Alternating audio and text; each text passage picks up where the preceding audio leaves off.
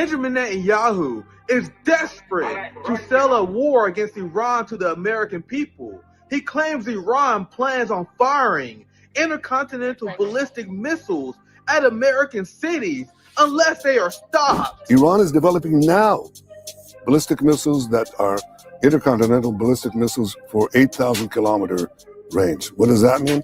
They add another 3,000 kilometers and they've got under their atomic guns, New York City in target, Washington, Boston, Miami, Mar-a-Lago. Oh shit, here we go again. Not stopped. Iran could produce a nuclear weapon in a very short time. It could be a year, it could be within a few months. They have the wherewithal, the stored up, preserved knowledge to make a bomb very quickly if they wanted to do it. Iran is so dangerous. Weeks away from having the fissile material for an entire arsenal of nuclear bombs. They're very close. They're 6 months away from being about 90% of having the enriched uranium for an atom bomb. Iran is gearing up to produce 25 bombs, atomic bombs a year, 250 bombs in a decade. Ladies and gentlemen, time is running out. Iran will be capable of producing alone without importing anything. So essentially, Benjamin Netanyahu is trying to convince us that Israel has weapons of mass destruction. This is how dumb Israelis believe Americans are and how little they think of you. Why would Iran do this? In what reality can Iran shoot a missile across the Middle East, across Europe, across the Atlantic, without it being shot down by a United States base or one of our allies? This is just another desperate attempt of Israel to drag us into another war. And I bet you our ruling class is more than happy to oblige them. If anything, I take this as a threat by Benjamin Netanyahu. Israel must immediately be denuclearized, because I can easily see Israel creating a false flag and bombing America in order to justify going to war with Iran. False flags are clearly within Israel's modus operandi, so it wouldn't be the first time they did such a thing. Israelis see Americans as nothing more than a slush fund used to fund their genocidal project and cannon fodder for their imperialist wars in their goal to achieve their greater Israel project. What's poppin'? My friends, my family, welcome back to Nick at Prime Time. I really hope that all these MAGA people are ready to fight and die for Israel once again, because Donald Trump, he is governing just like Biden, and he actually doubled down on many things. So all the people who sold the myth that Donald Trump was the peace candidate, they should never be taken seriously ever again. What they do in these Dave Smith titles, the only thing they have done, they're like, oh man, I didn't vote for this. You guys see that article? It had Joe Rogan. I don't know all these fucking celebrities' names. That dumb white guy who had a mullet. What's his fucking name? Mullet guy. They all came out like, man, I didn't vote for this. Yes, you did. All these people voted for this because they wanted to ride the MAGA cultural wave. This is exactly what you voted for. And I'm furious that Donald Trump and these Zionists, they are about to send young people who don't know any better off to die in war. I think they need to send these MAGA influencers off first. I think you motherfuckers need to be on the front line for these wars they have planned. Like, Donald Trump has gone, it's so crazy. He's taking things, like, even against Russia. Like, Donald Trump pressuring Turkey, pressuring all these European countries, putting tariffs on India to prevent them from buying Russian gas. That's even further than what Joe Biden did. Joe Biden never really put that pressure to completely isolate Russia. Obviously he blew up the Keystone Pipeline. He did some shit behind the scenes, but Trump straight up said, man, you guys need to stop buying Russian oil. So Trump, just like every other president, is playing a very crucial role to advance the empire next agenda. And Benjamin Netanyahu has been selling these weapons of mass destruction. Obviously talking to Ben Shapiro. Ben Shapiro wants nothing more to send some more dumb goyim to die fighting for an Israeli war. This is one of my favorite memes. You're an anti-Semite if you don't get into the box. So Trump is one of the most craziest. Now they're floating the idea of getting Tomahawk missiles to Ukraine. This is exactly why Putin said that he didn't trust Trump and why he knew that Donald Trump was going to be an empire puppet the same way Kamala Harris is. And now you have Trump and Pam Bondi. Pam Bondi was going wild at Congress. Like, bro, she was being ghetto as hell on Congress, going off on the Democrats for asking her about the Epstein files. But what a Democrat actually was presenting the question about the legality of the Trump strikes in Venezuela, because whenever the dummies, like the libertarian tech bros, whenever these MAGA idiots would try to sell me that Donald Trump was a peace candidate, the first thing I will always mention, like, hey, man, you know, he tried to start a war with Venezuela. They had CIA people infiltrate and invade Venezuela. That was what we're seeing right now is the continuation of Trump's first policies on Venezuela. John Bolton had what he described as a maximum pressure campaign against the Venezuelan state. This is why the DSA nerds and all the people on the left who condemn Nicolas Maduro, like Zohran Mamdani, we're going to get to him very soon because the gloves are off on Zohran. I warned people about him.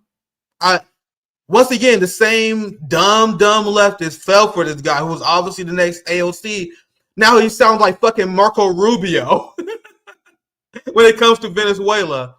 Bernie Sanders and Zohran Mamdani, they call Nicolas Maduro a tyrant, even though Nicolas Maduro expertly navigated crushing Western sanctions and propaganda campaigns on this country. But then, despite how statesman Nicolas Maduro was, because what the United States wanted Venezuela to do is very important to you guys to understand this. They wanted Venezuela to overreact. And they was hoping that Nicolas Maduro will mismanage funds so badly that the people will turn against him. But the people in Venezuela, they understand. And the Maduro regime has been very good in laying this out. That this is the United States sanctions regime, and he's going to have a policy of economics that is not trickle down, but do everything he can, get subsidies to farmers, get subsidies to people in their homes to make life easier and more affordable. So how can anyone in the West who lives in this empire that imposing sanctions on 1/4 of the world's population, including Venezuela and Maduro, have the nerve to critique him and claim that Nicolas Maduro, how dare he not navigate these minefields that we never seen before? It's the same where he condemns Cuba. What other country has been embargoed for decades like Cuba? How many countries had their elections meddled with every single damn year like Cuba and Venezuela? So for you to be on in the West, for you to be seeking power from the empire, being paid by blood money, for you to condemn people who are the victims of the policy decision of a party you support and voted for. You guys know Biden and Cubans explained this. People in Venezuela explained this. His policies were essentially the exact same as Donald Trump's. Let me see if I can find this. You had Joe Biden, who doubled down on Donald Trump hardline Cuban policies, and Cuban officials said, hey guys, there's effectively no difference between Donald Trump and Joe Biden on the issue of Cuba. Like, as Donald Trump increased sanctions, Joe Biden continued those. The same with Iran, where Donald Trump had his hardline policy against Iran. And remember, Democrats would criticize Trump for that. He criticized Donald Trump for pulling out the Iran deal. And then the second that they took power, Anthony Blinken was like, yo, we actually going to continue Donald Trump's strategy of hardline policies against Cuba, against Iran, against they essentially copied and pasted Donald Trump foreign policy.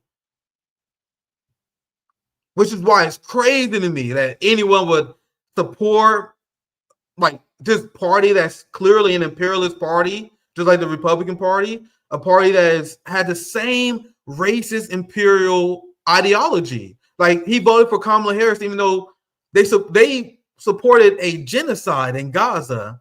Remember, it was the Biden administration that labeled UNRWA as a terrorist organization in order to justify Israel starving the Palestinians to death. The same way that the Biden administration fired officials who put together a list of human rights atrocities and war crimes that Israel committed, the Biden administration blocked that. And so the empire moves in as one complete singular entity that doesn't change much between presidents. So when I see people like Zohran Mamdani and the Social Democrats endorse this system, you guys understand what they're doing? They're making a devil's bargain with the capitalist class. And this is why it's crazy to me when people pretend that we have these small disagreements. It's not a small disagreement. The Social Democrat strategy is to take the spoils earned by imperialism and capitalism and ask the capitalist class to create a welfare state out of it while throwing the global south under the bus. That's not a small disagreement. Like, I would never in a million years take this devil's bargain. This is a completely conflicting worldview than mine. The difference between a tanky and a social democrat. People don't understand the difference between us and DSA is as wide as the ocean is. Social democrats, they want to work within in a liberal democratic system in order to ease the pain of capitalism. They want to ease the pain of the capitalism.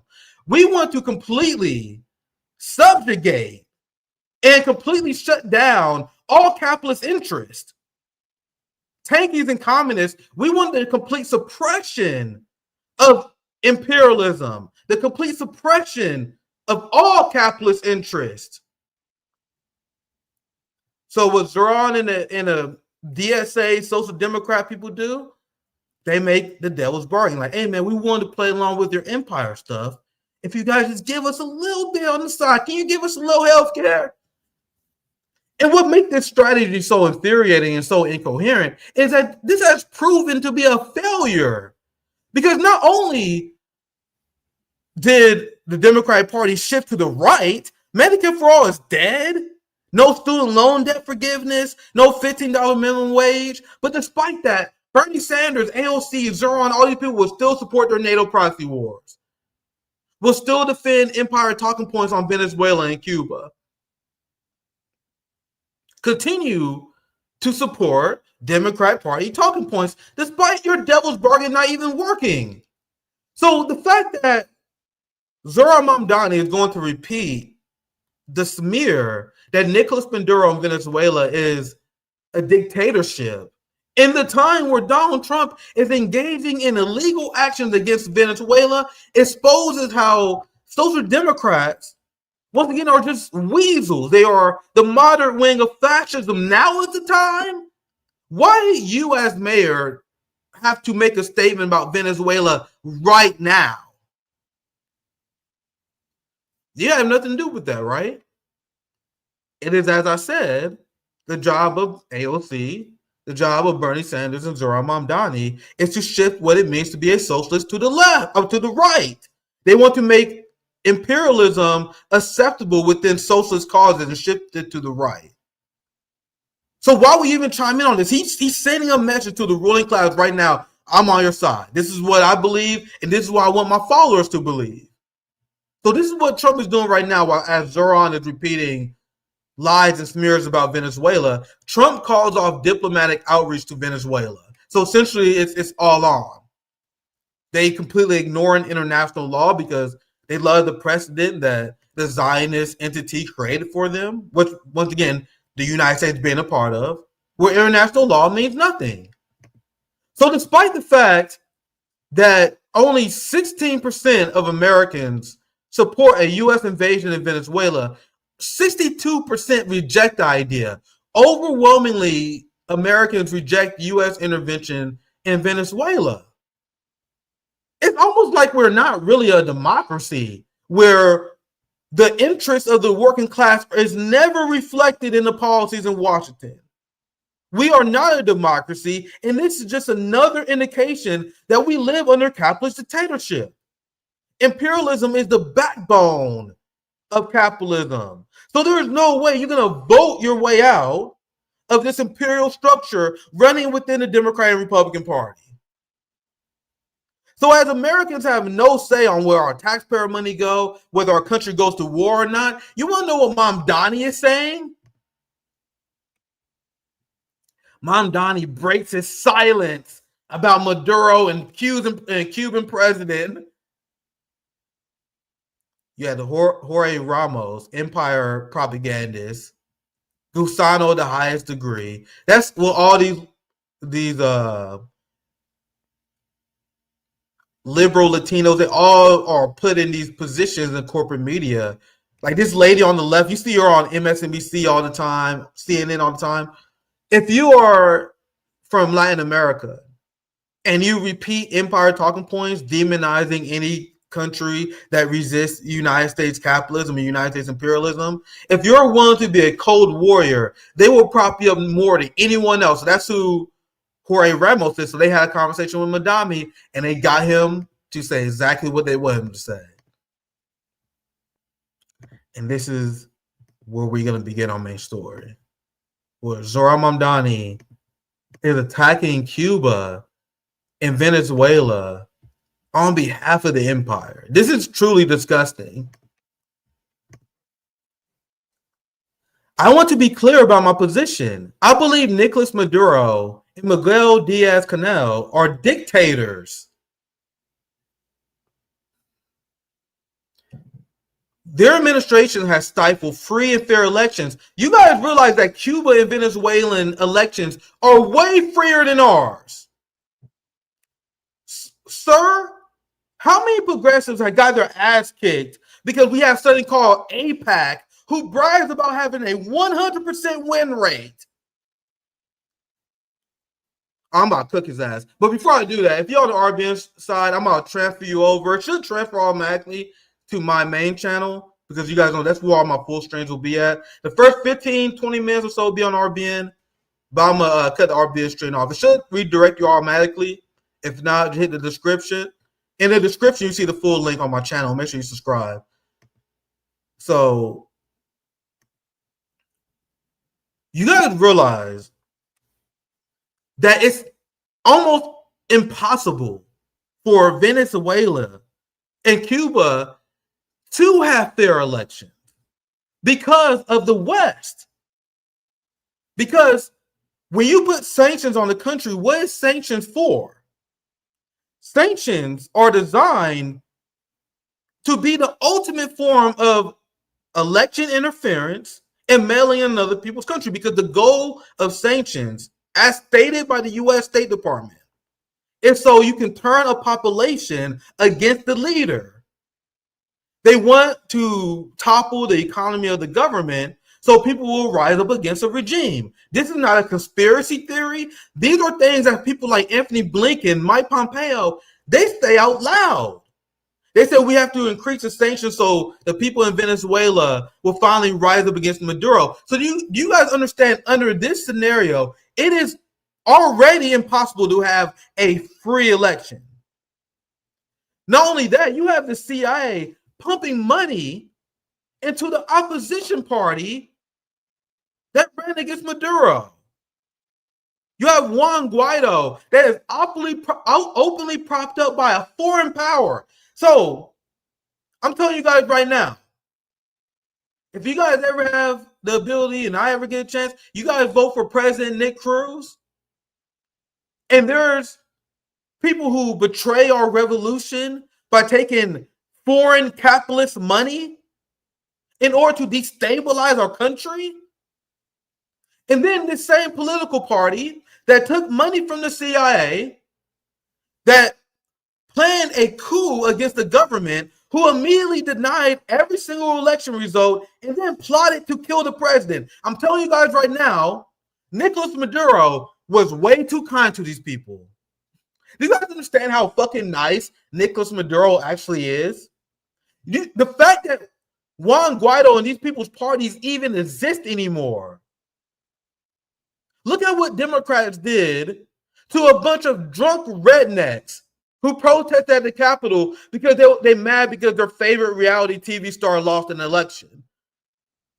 It wasn't an armed insurrection. There wasn't any politicians who was assassinated. Wasn't any gunfire exchange between the government and the people. They locked these motherfuckers up for 20 plus years.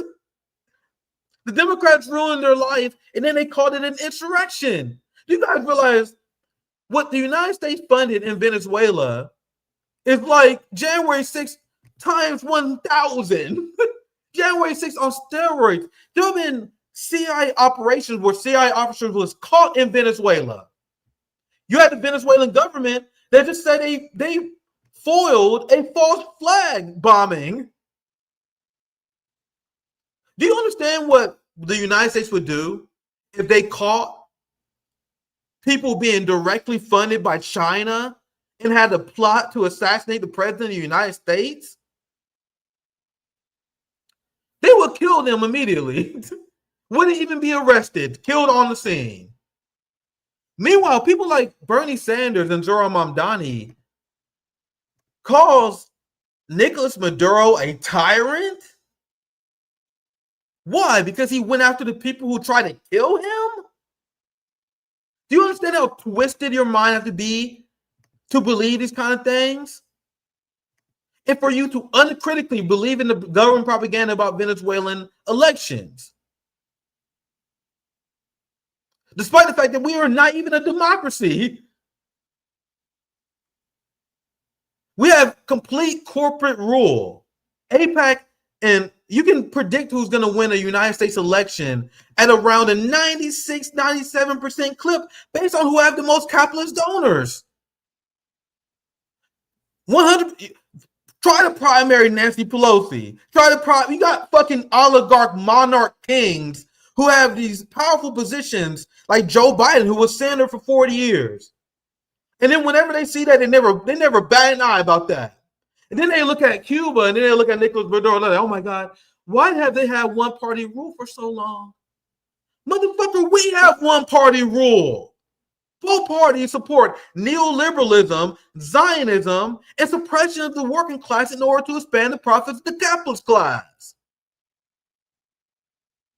So is the real criticism that you're upset how they don't go around and do the bullshit capitalist marketing of their systems? Because if you actually study Cuban elections and Venezuelan elections, which they never do, because whenever you see Zohran Mamdani, Bernie Sanders, and all the social democrat scum who like to throw the enemies of the United States under the bus, you notice they never quote any sources. There's never real information that has been broken down to explain why they're full of shit. So in the United States, in order to become a senator, you got to be a millionaire. You can't even win an election in this country unless you're part of the capitalist class. You got to know in Cuba, they have ordinary people like farmers, students, construction workers, ordinary members of the proletariat who run and win. They don't have parties who select candidates. Do you guys know that the candidates in Cuba, and I've been doing a lot of research on this in preparation for the stream, they're not allowed to be selected by parties. There's no Hillary Clintons here. There's no Joe Bidens here. So Zohran Mamdani, sir, they rigged both primaries against Bernie Sanders. You still got social democrats pretending that we the peak of democracy. There's none of that in Cuba.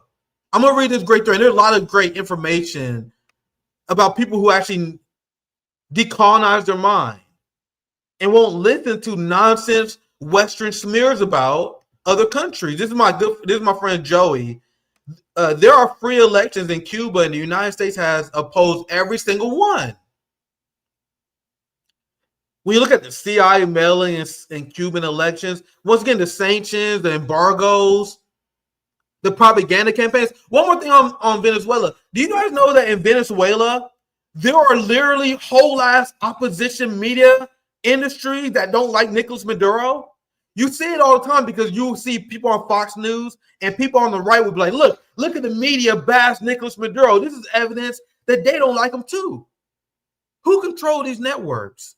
You have the white class traders who want the Venezuela to be more pro-West, who run and operate these media stations in Venezuela that run anti-Nicolas Maduro propaganda. How can you say someone is a tyrant or a dictator when they allow opposition media to exist in their country? You want to know who don't allow that? Zelensky in Ukraine. The UK doesn't allow that. You guys realize their social media ban, like their hardcore ban on speaking out against Zionism, the fact that they arrest 33 people per day, and it's like they could de facto shut down opposition against the state. Ukraine more directly. I think that's the better example, where Ukraine just straight up said there won't be any oppositional media, no oppositional parties. But is Zohran Mamdani calling Ukraine a fascist regime? Is Zohran Mamdani saying Ukraine not democratic? Is Bernie Sanders calling out the fascist state of Ukraine who banned collective bargaining? They're not calling those states out. They won't even call out Germany and UK. How many progressives call out the Germany in the UK for descending into full-fledged fascism? You got Bernie Sanders, AOC, every single progressive, they praise social democrat-style countries that essentially ban pro-Palestinian protest. They will never mention Germany, France, and the UK as authoritarian states. They always bring up Russia. They always attack China because they are agents and tools of the empire. You have Germany that is led by a BlackRock prime minister. You guys realize the capitalist class is so embedded within the ruling class in Germany, they got rid of the middleman. So we know fascism is the merging between the corporation and the state. Why? Because fascism, and this is why liberalism and capitalism are twins to fascism, it is systemic government, systemic oppression of the working class, and promotion of imperialist projects. So Keir Starmer, Friedrich Merz, the BlackRock Prime Minister of Germany, is implementing austerity and cutting social programs so they can fund never-ending war and fund NATO. But you will never see Zohran, Cori Bush, who we're going to get to very soon. You will never see any of these people have these criticisms of United States friends and puppets. Because social democracy is the moderate wing of fascism. They're here to sell empire talking points to the left and make pro-imperialist talking points acceptable within the left. So, Zohran Mamdani, if you're a leader, it's your job to be explaining this to people instead of being a centrist weasel. Parties do not run in Cuba, just individuals. Candidates do not bombard Cubans with political advertisements, and elections begin at a municipal level. As a result, unlike the United States, the Cuban Congress consists of workers, farmers, teachers, and real professionals. The inhumanity. Compare that to the United States, where the Congress is made up of nothing but nepo babies, lawyers, and capitalist scum. Like, J.D. Vance is directly propped up from Wall Street, became senator, I think it was Ohio or some shit like that. I don't know. Now vice president. Do you know how fucking broken brain, how buck broken, how colonized your mind have to be to believe the United States have a stronger democracy than Cuba? To believe the United States have a stronger democracy than China? They don't force people to vote in Cuba, but their voter turnout is way higher than ours. The United States have one of the lowest voter turnouts in the world because the United States citizenry have no faith in our elections. Cuban voter turnout is 76%. What does that say? Does that say that the people have faith in the democratic process. Isn't that one way you can measure whether a country is democratic or not? Like your faith that you have the ability to change your government. If you have only 49% of U.S. voters coming out to vote in the United States, and most of them, even they know it's bullshit, what does that say about your democracy? So when Zohran is asked about Cuba and Venezuela, why don't we ever bring this kind of stuff up? Isn't it your job to educate people? Apparently not. The same way when he was asked about October 7th, he repeats the same bullshit, doesn't mention the Hannibal Directive, lies and overinflates the numbers, and undercounts the amount of Palestinians who was killed. We're going to get to that very soon. It's truly disgusting what he did. We're already 30 minutes in. Jesus Christ. Let me show you this. I'm going to show you a few things. This is our friend John LaBraca. Because now I'm going to discuss the strategy a bit on why what Zohran did is so stupid and why his October tweets was so absurd. Because what is your strategy? Like, why are you still pretending that this is 2015? No one likes a weaselly centrist. Because I saw a whole ass segment on CNN. It was Abby Phillips, her talk show. She has all these fucking Zionists on. And they were talking about Zohran Mamdani's October 7th tweet. And they was ripping him to shred for it. And now the left see his October 7th tweets. And we're ripping him to shreds for it. So this is the dumb lip-dip centrist strategy where you put out a statement and you take a position that appeals to nobody. The same way there's statements on Venezuela and Cuba. I'm going to get to the October 7th one here very soon. This is our friend Jamu. Mamdani is a criminal. People should not be surprised when anti-communist social democrat reveals their rightist pro-imperialist politics. And this is why anti-communism is a disease, because his wife, and I'm sure he does too, because I don't think he have big political differences with his wife on the issue of Syria. He never mentioned it, but you gotta know his wife was a free Syrian activist. She was a fan of the head choppers, and now the head choppers took charge, started chopping heads, and now Zohran Mamdani and his wife have nothing to say about Syria now. You gotta know that all the people that were saying free Syria, they have nothing to say about Syria anymore. Anti-communism, social democracy, it's a disease. Why would you believe Empire talking points about Syria? The same people believe Empire talking points about Libya.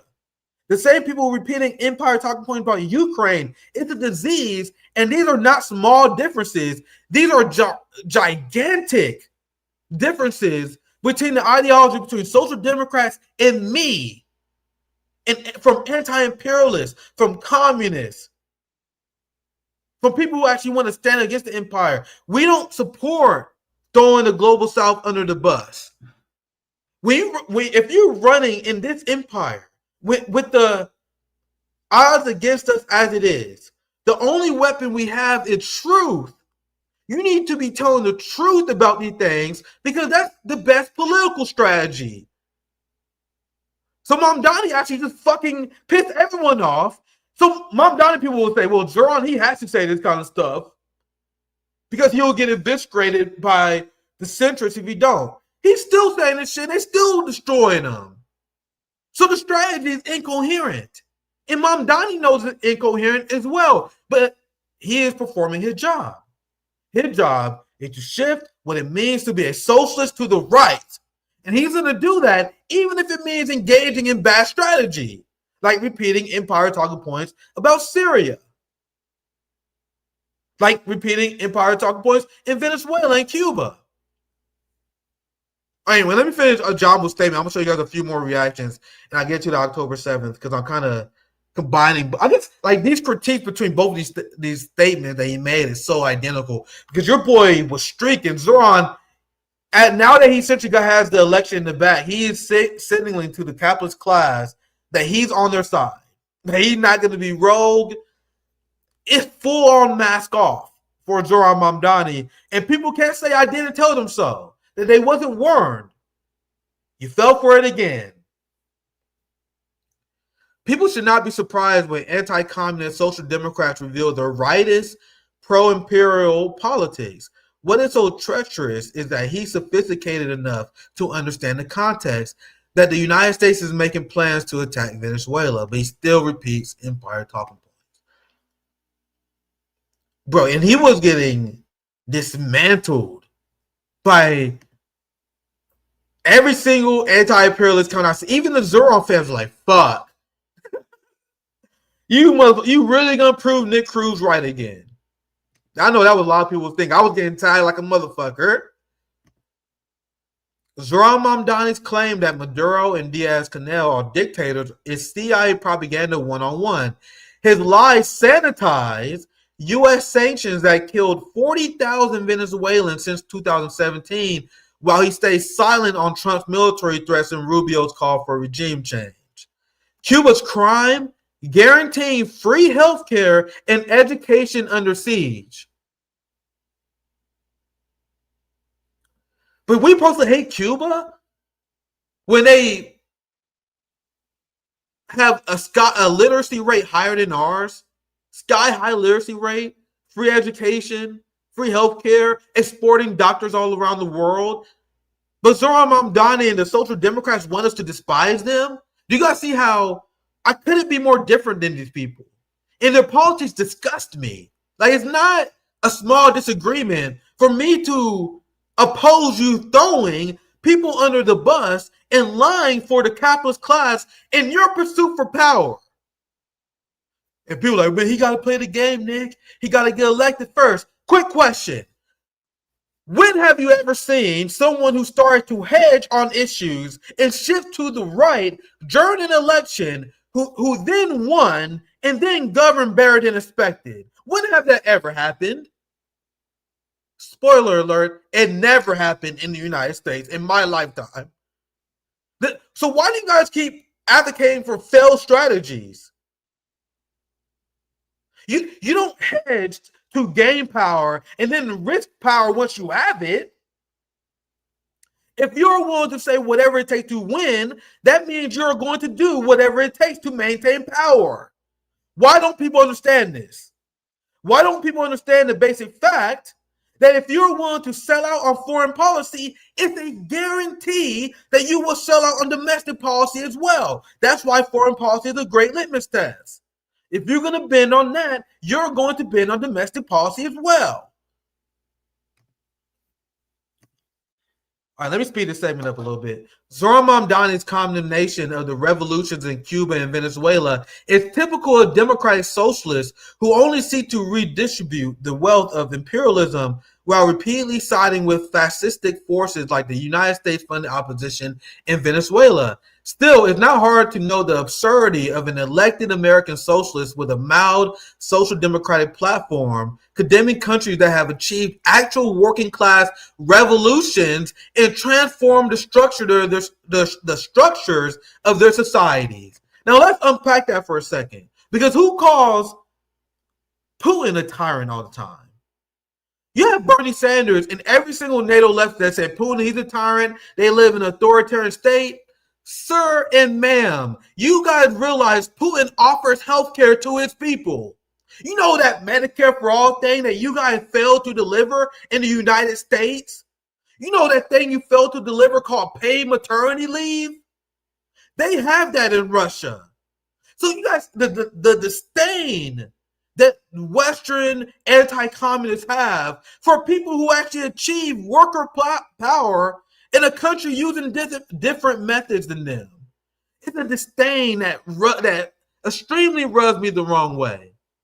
Like, these people will say China is an authoritarian country. Sir and ma'am, in China, 70% of millennials own their homes. And look, where are the millions of homeless people in Russia, in Moscow? You're not finding them. So as you guys failed the working class of your country, you think you have the audacity to smear other people's revolution? Countries who are approved of by their own people? Do you guys see why that's imperialist minded? This is why I talk to my Trotskyite friends. Leave your China criticisms at home. Who are you to think you know more than the Chinese working class who accomplish more subjugating their capitalists than you ever will? China lifts countless people out of poverty. They're creating massive infrastructure projects. They're putting people to work. People are optimistic about the future. So who are you to be some sort of Western imperialist minded scum to say, well, they didn't have the right revolution? I argue with Trotskyist style people all the time about this. I argue about anarchist style people about this all the time. Who are you to overwrite what the Chinese people view as best for them? You guys understand that's inherently imperialist? That's the entire politics of Zohran Mamdani, AOC, Bernie Sanders. Wag the finger at the global South who resist the United States while actually accomplishing nothing for the working class. It's a disgusting ideology, and we couldn't be further apart politically. For the people who say, well, Nick, why are you always going to Zohran Mamdani? Why are you going after these social democrats? Aren't you guys similar? No, we are not. It's huge. It's gigantic conflicting worldviews. Do you understand? Zoya's love, Zoya's life. American exceptionalism is the justification for opposing the global South. Very well said. Eddie Liger, this is my friend. Once again, this for all the people who have this is why I'm cool with Eddie Liger and ACP people. Will you rather be with an ACP and tankies like us who refuse to throw the empire under the bus, or will you rather side with Zohran Mamdani? There are actually people who rather side with Zohran Mamdani than Eddie Liger, and that's crazy to me. They're just progressive. Man, I hate the ACP, but you voting for Zohran Mamdani? What the fuck is wrong with you? Give me any member of the ACP over Zohran Mamdani any day of the week, because you're not seeing any member of the ACP repeating CIA talking points about Venezuela and Russia. You know who does that? DSA people. These are the same DSA people. Man, Nick, you can't talk to the ACP. Don't you know ACP is secretly fascist? You guys are the motherfuckers who are voting for empire puppets. Someone explain to me that makes sense. Why Eddie Liger and the ACP is smeared as fascists when they defend the victims of the United States empire, and they are called fascists by the people who vote for imperialists. The United States left is cooked, man. I'm telling you, man. This, the fact that this tension even exists, the fact that DSA is even a thing, the fact that we struggle against these motherfuckers so much, this is why I don't even consider myself a part of the United States left. When I talk to my comrades around the world, the United States left is considered a joke. And the fact that Zohran Mamdani is considered a leader by these people is exactly why. I don't consider myself a part of the United States left. I'm a communist. I'm tanky as fuck. I am not a liberal. I am not a social democrat, and I will never be part of them. People have no idea how much I actually held back against Zohran Mamdani. And there are so many people who've been crying about me because they're like, Nick, come on, man, leave Zohran alone. Nick, why are you going after Zohran, man? Don't you know he got to lower our rent even though he had no coherent plan to accomplish these things? Dude, meeting with fucking business leaders. He's already reassuring landlords that he's not going to do anything to fuck with their business model. That's what he said. He's already promising Jewish groups that he's going to weaponize the NYPD against anti-Semitism. But you have people who prefer Zohran Mamdani and the Zohran Mamdani left over the RBN left, over the ACP. Oh, the same people supporting Zohran Mamdani is not supporting Kshama Sawant. How many of them supporting Kshama? And she is not throwing the Palestinian resistance under her bus. Her October 7th statement was amazing. We're going to get to that here very soon. I need Zoya, how am I already 45 minutes in? Jesus Christ. Oh my God. I cannot believe I love solo streams though. I got a lot to get off my chest. Man, I really need to speed this up. But Zohran, the gloves are off now, man. The gloves are especially off because he's gonna win mayor anyway. So the time, even if you like Zohran, which I don't, the time for you to hold this motherfucker accountable was yesterday. And the failure of you guys to hold this man accountable is exactly why he's repeating Zionist talking points today. The fact that you guys refuse to hold Zohran accountable is exactly why he got worse every single damn interview. When will these people learn? 2 years ago today, Hamas carried out a horrific war crime. This is where I stopped reading. Shut the fuck up, man. You gotta see, these people are fucking scum. They mourn the Palestinians. They hate to see Palestinians dead, but God forbid the Palestinians engage in an act of successful resistance. So do you support Palestinian resistance only when it fails? And if October was this crazy war crime like they pretend it is, why do Zionists have to lie about it all the time? Like you're doing. When you say they killed more than 1,100 Israelis, ignoring the fact that Israel engaged in the Hannibal Directive. And they killed the majority of Israelis these days. So do Zohran Mamdani really want us to believe that Hamas, with their ordinary assault weapons, was able to blow up these cars like this? So in your statement of mistruths, you are not going to bring up the Hannibal Directive at all? How do you not benefit from bringing up the Hannibal Directive? What's going to happen? CNN's going to deny the Hannibal Directive exists, even though the IDF confirmed it? Even though Israeli officials came out and admitted the Hannibal Directive was in place? You have the Israeli media that brings up the Hannibal Directive. So I need someone to explain to me the strategy. If you're on Zohran's team, why don't you bring it up? I need you guys to coherently explain to me the strategy why you don't. Why are you lying about the amount of people Hamas killed? So if Hamas was so evil and they committed all these war crimes, why do they have to make up the fact that they threw babies in ovens? Why do they have to make up mass rapes when it was confirmed that none of these things happened? If Hamas is so evil, fam, they wouldn't have to lie about them. When have I ever told a lie about the United States, who I despise? I despise the United States empire. I come on my show every single day, and we have a 2-hour rant session about the crimes of the United States and the ruling class. And tell me one time have I ever told a lie? Have I ever made up some story about some politician mass raping someone? No, I don't have to lie because the United States is that evil. You guys have to lie about Hamas because if you tell the truth, and this is what you're supposed to be doing, Zohran, you will spell out how Gaza is an open-air prison where Israel is occupying them and blocking the creation of a Palestinian state. So since Israel is blocking the creation of a Palestinian state, that means Palestinians have the right to take arms and deal with the criminal occupier by any means necessary. You understand that? Why don't social democrats understand this? Liberal Zionists refuse to acknowledge this.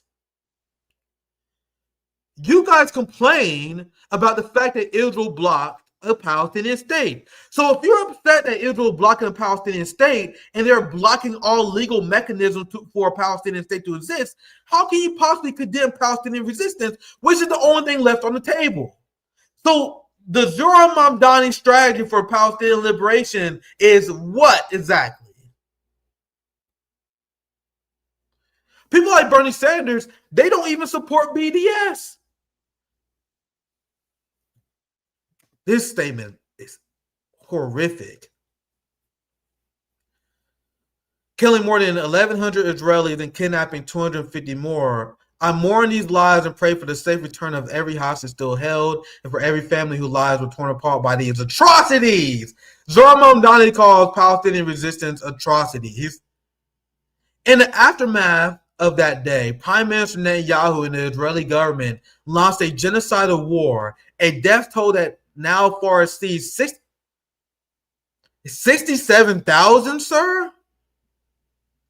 So not only did Zohran Mamdani overcount the amount of Israelis that Hamas killed, he is now undercounting the amount of Palestinians that Israel killed. Are you serious right now, Zohran? 67,000? Do you guys know that purposely undercounting the victim of a genocide is a form of genocide denial? It's the same propaganda that they did in genocides before, where they constantly hold and freeze the death count. We know the death toll is way higher than that. We've seen death tolls around 600,000. I think I have a receipt here. Let me show this here. The actual number of Palestinian deaths is closer to 700,000. The reason the official death count is so much less than the estimation by statisticians is because Gaza hospitals have always been in charge of death certificates, but now all the hospitals have been destroyed. And you guys understand that that death count doesn't even include the Palestinians who are going to die because of starvation and medical, the fact they don't have access to medical supplies. So why is Zohran Mamdani not explaining this to people? He's not a leader.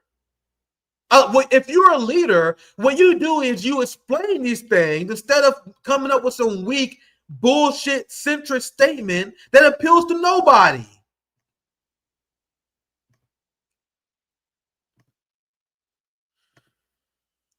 He says, this must, like the rest of this is just virtual signaling bullshit. This must end. The occupation of apartheid must end. How, Zohran?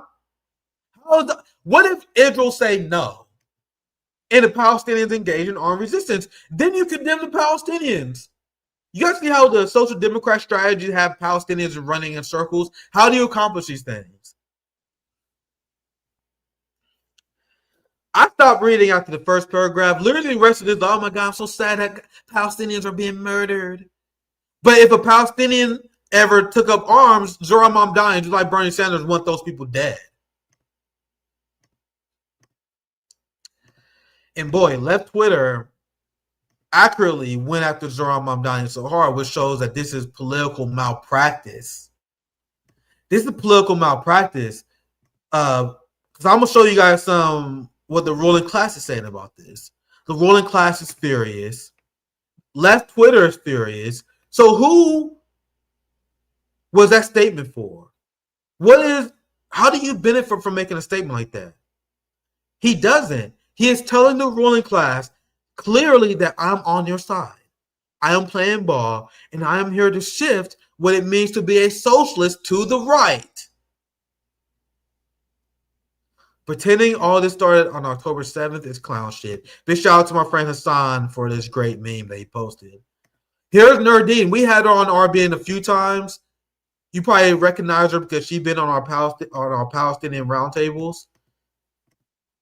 And she lights Zohran up here. And all my Palestinian homies lit up Zohran Mamdani for this because they've been calling out the liberal Zionism of Mamdani. Like people like Nerdine, all the Palestinians that we associate with, they was like, soon as Zohran hit the scene, they was like, man, look at this liberal Zionist motherfucker. here to make his career out the Palestinians. And you want to know what happened? The second that Nerdine and her friends came out against Zohran Mamdani, you had all the white leftists, you had all the DSA white leftists, and all the fucking scum come out and said, look at these Palestinians, they're unreasonable. They won't even support Zohran. So that's a whole nother statement for another day. But they use Zohran Mamdani and these Muslim Zionists as a way to rein in true radical Palestinian activists who want their land free, because then they will compare people like Nerdine to Zohran Mamdani. Like, you don't like Zohran Mamdani? Why are you being unreasonable? They use in Zohran Mamdani by undercutting Palestinian resistance, undercutting the demands of the Palestinian people. He essentially throws the real radicals, the people who take the principal positions, under the bus. This is why I say I listen to my Palestinian brothers and sisters the same way I advocate for my white allies, my Palestinian allies, my Latino allies, to listen to black radicals when it comes to black issues. We say the same thing to them, and they do listen. We have this solidarity between black and Palestinians who listen to each other during our struggles. And it's because I hear from these people, and it's because I know that they are a victim of financial retaliation because they don't have the ability to say the stuff that we do. It's our job to actually be more radical than they are. We are supposed to take lead from the front in a way. Like, we are the ones supposed to say globalize the intifada, Lord to Hamas, because if many Palestinians say that, they will probably be killed, to be honest. They'll probably be arrested and killed by police brutality. They will definitely be financially retaliated against. They will be smeared and blacklisted by even quote-unquote anti-Zionist Jewish organizations who would then call them problematic. Just ask these people about it. I have. We had conversations like this on our show. But here's Nordine telling the truth. Zohran's latest statement is disgraceful. He hides behind the language of morality while reinforcing the same framework that dehumanized Palestinians. He begins by calling October 7th a horrific war crime, centering Israeli suffering as the starting point of the story. That framing erases the decades of siege, occupation, and systemic killing that led to that day. So in your statement, Zohran, that's all you have to fucking say. That illegal Israeli occupation led to Palestinians engaged in active resistance, which they have the legal right to do. If you being a politician, that's it. Leave it there. So when he does that, when you do what Zohran does and you erase it, and when you erase the context, when you erase the decades of the siege, the occupation, and the systemic killing, like she says, it makes Palestinian resistance seem like senseless violence. Do you guys see why what Zohran did is extremely nefarious for this reason? Because he projecting the idea that these Palestinians are mindless barbarians. This is a great point by Nerdine. This is why we had, and we definitely will continue to have her on before in the future. It makes Palestinian resistance seem like senseless violence rather than a response to unending colonialization. He follows with mourning for Gaza, but only after reaffirming that Palestinian resistance must first be condemned. You guys notice the first part of his statement? The first part of his statement was immediately to affirm Jewish feelings. That's where I stopped. And that's the point she's making here. This is what passes for balance in liberal politics. Treating a colonized people's fight for survival as a moral failure while describing their annihilation as a humanitarian tragedy by calling for diplomacy, not war crimes, Zohran implies that both sides are equally guilty.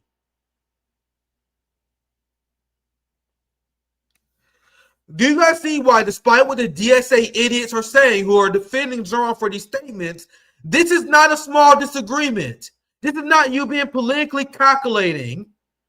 You're winning no one over. The centrists are pissed at you because you will never appease the Zionists. Now the entirety of the left is pissed at you. So it's not politically savvy, so I don't want to hear that. If you want to say this is politically savvy, you're full of shit. It is not. He is doing it because he is doing his role as a Muslim Zionist to equate the struggle of the Palestinians with the genocidal mob known as Israel. Big shout out to Nerdine. You gotta not love Nerdine. Like, this is a perfect way to put it. He refuses. Well, what I leave off? I said, yeah, Zohran implies that both sides are equally guilty, softening the reality of a one-sided genocide into the language of conflict. Oh my God, she's killing it. He refuses to name the power, which is the easiest way to protect it. Invoking universal human rights sounds principled, but it empties the struggle of its political meaning. Palestinians are not asking for abstract ideals. They are demanding freedom, return, and liberation from a settler state built on their destruction. At a time where Gaza is being erased, statements like these do not show courage. They show complicity. I couldn't put it better myself. Big shout out to Nerdine. Make sure y'all follow Nerdine. That was a banger tweet, man. I couldn't say it better myself. I don't think I did say it better myself. That was fantastic. And Zohran Mamdani is going down the same path that the Gulf state sellouts did. The same people who condemn Hamas and Palestinian resistance as well. Because remember, it was also Zohran Mamdani who threw Palestinian activists under the bus by condemning globalized intifada. Now I'm going to show you guys how, despite the cope coming from Zohran support, they say, well, Zohran has to do this because he's running an election and he has to win over the centrists. That is not what happening, man. Like, no matter what you said, the Zionists was going to go after you. Why won't progressives admit, especially in the era of Trump, what is politically successful is you speaking your truth and speaking it unapologetically and defending that truth. That is what is a political winner. It was a political winner for Donald Trump and everyone who followed that same strategy. This idea that you can win and coast by being a Weasley centrist, how is that a coherent strategy? Because I wish I could even say a clip. Because I think this whole segment, this is a 30-minute clip. Big shout out to Case Study QB for clipping this. But I actually saw this whole segment live, and CNN didn't post it. Let me see if they did. I'm gonna check their YouTube channel. Nope. I feel like they didn't post this whole segment because they knew they would have got toasted, bro. I'm gonna describe. I seen the whole segment live. I had to put it up my tablet. You guys know I'm always doing the Oppo research on these people. I saw that they were talking about Zohran. I was like, bro, I gotta see this, bro. This segment was like 8 minutes of the Democrats on the panel because Abby Phillips' show is like Democrats on the panel, Republicans on the panel, and then they supposed to argue. In this story where they were talking about Zohran Mamdani October statement, the entire panel was in 100% agreement that Zohran Mamdani is scum for putting out this statement. So he pissed off the left and he pissed off the people he was trying to appease as well. He even said he would arrest Bibi Netanyahu if he touched ground in New York City, which is a bold proclamation to make. And so you should not be, especially in a city like New York, where the UN is but not only that, but I'm just saying, but you're also the leader of all people. Let me just put a pin on it real quick. In the city of New York, where you have a lot of Jews in this city who feel persecuted every single day. And I just think that, yes, we can actually show that grief for babies dying in Gaza. We can show that grief for the war in Gaza. But today, you should have a level of empathy for your Jewish brethren in the city. Yeah, I mean, to even complete Hebrew nonsense. So when these genocidal Zionists tell you that you shouldn't be doing something, you're supposed to do the exact opposite. You're supposed to lead instead of trying to appease these people. Radio Free Mamdani. That's what I'm going to start calling them. Radio Free Mamdani. So your strategy is not even working because Zohran people are like, he has to say this. He has to say this, Nick. Come on, man. Don't you know you got to have strategy? You guys have no strategy. Don't you got no, it's 3D, it's 5D chess. 5D chess that he's playing. Meanwhile, this motherfucker is being attacked all over corporate media. I can show you CNN. I can show you MSNBC. I can show you Fox News. Everyone is uniformly attacking him for this same position when he didn't even speak truth to power. Start this half hour with the race for mayor and a statement by Zohran Mamdani marking October 7th that has the Israeli government denouncing him. Political reporter Marcia Kramer here in studio with us to explain this. Marcia? Okay, Jay and Jess. From the start of his campaign for mayor, the Queen's Assemblyman has been consistent. While he has called for the return of the hostages and mourned the loss of lives on October 7th, he has stridently attacked the Israeli government for its response. Today was no exception. Thank you. Thank you. Thank you so much. Zohran Mamdani was on the campaign trail yesterday talking about his affordability agenda. But today, 2 years after the Hamas attack on Israel, he let a statement do the talking.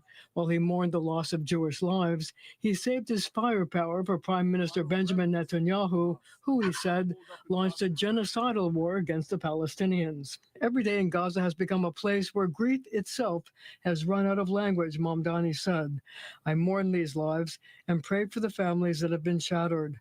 Our government has been complicit through it all. I'm gonna skip ahead because I already covered I think this this is part. just one of many examples of anti-Jewish positions that are cloaked under the veil of anti-Zionism or anti-Netanyahu. I think it's ill-timed. It's we're trying to bring peace right now at this moment, so I think it's not the time for him to speak out on this anniversary. I'm proud of him saying so. I mean, it's like trading, what was it, 1,200 people that they slaughtered.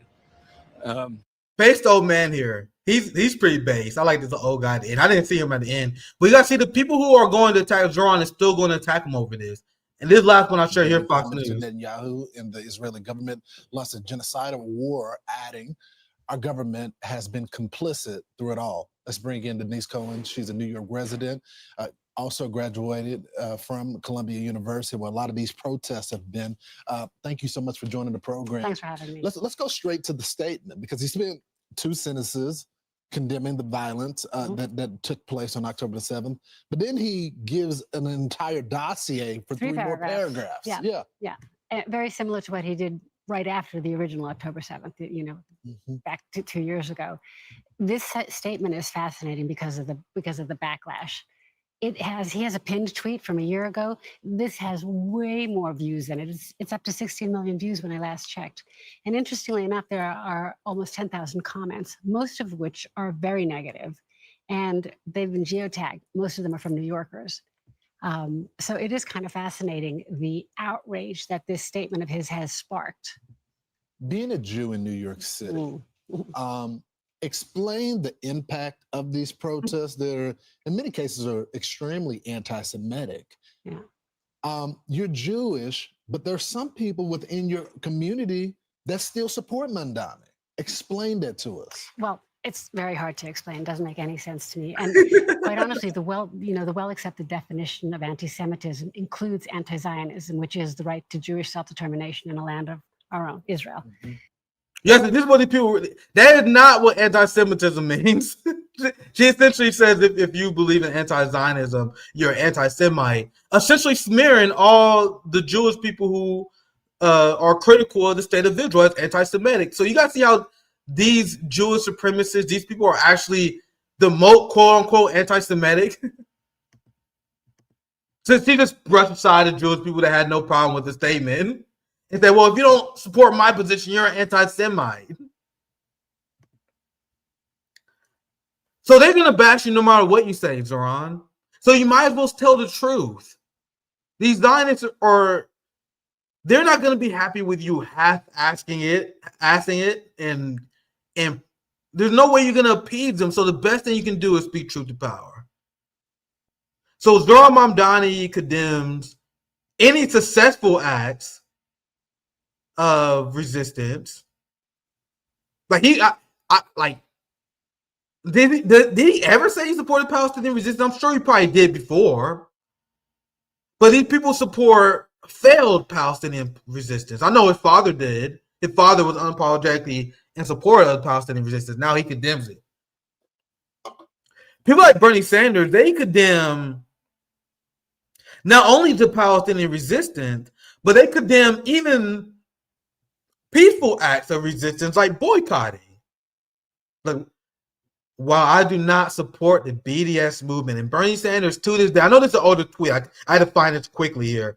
To this day, he maintains he doesn't support BDS because I don't support any sort of sanctions or economic attacks. Meanwhile, he supports sanctions on the state of Russia. So it shows how all Zionists lie at the end of the day. And I had enough of these social democrats, the people like Zohran Mamdani, who have a worldview who I view as toxic. the belief that we should sell out to the empire in order to fund a welfare state, I would never be okay with that ideology. I will never be okay with people who condemn the resistance. And there's nothing unreasonable for me for us to demand better leftist leaders. Like, why is it possible for us to get this right, but Zohran can't? Why is it possible for us to understand the complexities of the Ukraine crisis, but Ro Khanna doesn't? Cori Bush doesn't? Why is it okay for them to engage in anti-intellectualism and for us to accept it? Like, when I criticize and we criticize Zohran's state, actually, I actually want to read, because I'm already going long as fuck on this statement, on this. I'm already going long as hell on this segment anyway, so I might as well. I'm actually interested. I'm going to show you guys some responses to this. And I'm going to show you, like, everyone under the sun knows how to debunk this. Everyone on the left. So why do we have such a low standard for people who raise their hand and want to be a leader? Here, I always show Mark Hembley. Mark Hembley knows about the Hannibal Directive. Shouldn't we have Mark Hembley run for president? Shouldn't she be the mayor? Why is it okay? The people who are humble enough to say, I don't want to be a leader, they know this shit. These people know this shit. Look, 2 years ago, Hamas carried out the coolest thing ever. I mourn these lives and pray for the safe return for every occupier. That's who he's talking about. Justify resistance. Here's Eddie once again. October 7th, the event that started Israel-Palestine. Yeah, everyone calling him out for us. Like, you don't start this conflict on October 7th. Zionist Zohran. Why are Muslim men and women in power so cowardly and disgraceful? It makes me sick, man, because I'm black and I can relate to the frustrations that Arabs and Palestinians have, considering how much our black congressional caucus and capitalists sell us out. You're a traitor to Palestine and your own namesake. Bro, I only scratched the surface of how much this man was dragged. And people will never admit that I was right. I called these people out from the very beginning as the entirety of the left caught Zohran Mamdani fever. I immediately knew this man was a rat. Over a party with Richie Torres and shit. This is a great meme as well. Once again, how can anyone have the same people who want to support Zohran Mamdani, the DSA, they can't stand the ACP. You don't have to agree with the ACP on everything, but at least the ACP isn't fucking condemning Hamas. They're actually supporting the Palestinian resistance. They're supporting Yemen. Fuck you, Zionists. Who actually, yeah, I loved it. Here's his dad. I'm glad someone showed this. So his dad said Palestinians have a right to resist. This is colonial occupation, not a conflict. Zohran, stop trying to impress or fit in with them. No matter what you do, they will always hate you for who you are and your identity. Get out! Get out! Get the hell out of here! Get out! Get out! Get the hell out of here! Yeah, we pretty much telling Zohran to get the fuck out of here with this nonsense. Like, if you scroll and you look at left, bro, there's not a single positive comment about this. Fucking cutlass pussy. Pick a side. I love my algorithm. Resistance against occupation, apartheid, colonialism, and genocide is never a crime. Why are they willing to say this? Why are we willing to say this? But the person who raised his hand and said that I want to be the leader of the left, why isn't he saying this? Why do we have such low expectations for people who want to be leaders? I have the highest expectations, and they treat it as the exact opposite. They keep their expectations on politicians extremely low, while expecting activists to be perfect. They will cancel you if you have I know, because all these DSA people who like Zohran, they've been canceling me. I've been banned on corporate media. I'm considered problematic among the Bernie crowd. Like, I am the one who not to be spoken of. I am the one to be blocked. I'm telling you, that's how a lot of these people treat me, because I've been critical of the DSA. I've been critical of Bernie Sanders' AOC. I have pushed back against them on Ukraine. I'm not making it about me, but I made a lot of enemies among the Bernie Sanders left over the years. You guys probably seen it. You guys seen these people try to get me canceled every motherfucking week. It never happens, though. I mean, I told you guys Nick was secretly red, brown, and lions. So these people are classist, and this is what these social democrats, this is what they're all about. They hold the highest expectations for ordinary activists and ordinary people, and it will cancel you in a quickness. They don't want to work with ACP. They wouldn't work with you if you have a problematic tweet. They will never work with RBN, but they down support Zohran Mamdani, who's a fucking Muslim Zionist who condemns the resistance. You guys see the low expectations that is put on politicians? So I'm going to show you guys what someone who I endorse, what they say on the anniversary of October 7th. And goddamn, Zoe, we're already 90 minutes in damn there, so we definitely going to have to edit this title a bit. At least Zohran was the main story today. Because I have to read you guys what Kshama said. Because Kshama and Zohran in their statements couldn't be more different. I am a surrogate for the Kshama's campaign. I will be speaking at a campaign event for Kshama this Sunday because she's running as an independent against a genocidal Zionist, Adam Smith. So to me, it makes no sense for me not to be in support of someone who is running a strong anti-Zionist, anti-capitalist campaign and not running as a Democrat. You want to know who's not supporting Kshama? None of the DSA people are coming out and support Kshama. None of the people that you see supporting Zohran Mamdani, I haven't seen them say a damn thing about the Kshama campaign. You want to know why? Because Zohran Mamdani and his allies, they are not building an anti-Zionist movement. They're not building a working class movement. It's a movement for Democrats by Democrats to advance the career of Democrats. Many of these progressive Democrats, many of these DSA people, many of these people do not give a fuck about the Palestinian people at all. The biggest fear that these people have is the development of an anti-Zionist movement outside of the Democratic Party. You understand that? Their biggest fear is an anti-Zionist movement forming outside of the Zionist-controlled Democratic Party. They don't want to lose the reins. They want to stay in control, which goes back to why Zohran made a statement like this in the first place. He don't make this statement. He don't condemn the resistance. He don't condemn globalizing intifada because it's good political strategy. That's him trying to dictate and rein in the Free Palestine movement and make it pro-Democrat friendly. So you want to know what you say if you're not trying to build a pro-Democrat anti-Zionist movement? You have a statement like Kshama Sawant. Let's get to it. Today marks 2 years since the genocide in Gaza began. No bullshit about Hamas murdering 1,100 Israelis.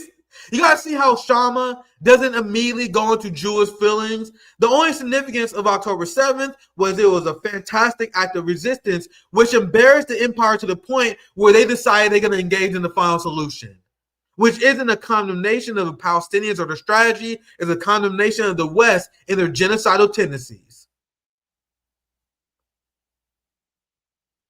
Today marks 2 years since the genocide in Gaza began. Look, no protecting Jewish feelings here. More than 500,000 Palestinians have been slaughtered by Israeli state terrorism, yet both parties in the United States imperialism continue to back this modern day Holocaust. So what does Kshama do immediately that Zohran Mamdani did not do? She did not use the fake genocide denying 68,000 Palestinian dead number. You notice how Kshama Sawant used the more accurate 500,000 Palestinians been murdered? So I'm not unreasonable for demanding competent leaders. This is what a competent leader looks like. Someone who's not afraid to speak truth to power, unlike that cowardly centrist cuck, Zohran Mamdani.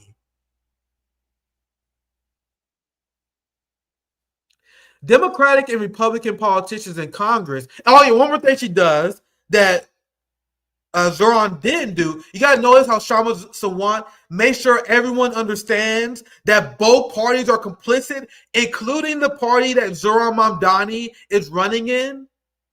Zohran Mamdani did not make it clear that his party, the party that he voted for, is the party that is responsible for genocide. Because one of the first things I learned about Zohran Mamdani, which made it an immediate hell no for me, is the fact that he voted for Killer Kamala. I would never, ever trust anyone who voted for someone who enabled the genocide, period. Let me rephrase that. If you're an ordinary person, let me rephrase that. Let me take that back a little bit. If you're an ordinary person, there is a path for redemption for you. But you are not allowed to raise your hand and say you're a leader. If you voted for Killer Kamala Harris, if you voted for genocide Joe Biden, I guess you can redeem yourself later, but you are not allowed to be like, hey, I want to be the leader. Nope, I will never vote for you. I don't know. Everyone's grace period is different. Nigga, you gotta go at least 10 to 15 years without any shit livery for me to ever consider you to be in a leadership position after that. I'm gonna put it like that. I won't go that hard in vote shaming. But if you did vote for these people, I think you should take a time out for a bit in terms of leadership positions. The Democratic and Republican parties in Congress have provided over $21 billion to Israel to carry out these horrors under President Biden. Look, you guys see how Kshama is laying out the reality of the situation, making sure people understand that Zohran's party is responsible for this. Democratic and Republican politicians in the Congress have provided $21 billion to Israel to carry out these horrors. First under President Biden, who presided over the genocide for 15 months, and now under President Trump. You guys see how Kshama Sawant is making a point to use October 7th as a time to educate the American populace about the reality of the situation. What does Zohran do? He used it as an opportunity to virtue signal to the ruling class that he's acceptable to give the reins of power. It's a complete difference, and this is why you're not seeing the corporate media go after Kshama Sawant. Because when you spit this much fire, you spit this much truth, and I know this personally as someone who these people hate, but they don't like to say my name. The same reason these people didn't call me out for my Charlie Kirk video, because they don't want to accidentally platform some true ass shit. So what happens if CNN and these people read this statement by Kshama Sawant? They will accidentally provide truth to their audience. But you guys see, if you look at all the coverage of Zohran Mamdani, they had no problems saying, like, oh, Zohran said this, Zohran said that. No, they don't want to, they wouldn't even want to platform your truth if you spit it hard enough. Make it so they are hesitant to even attack you. And a lot of people are learned this the hard way when the people go after me.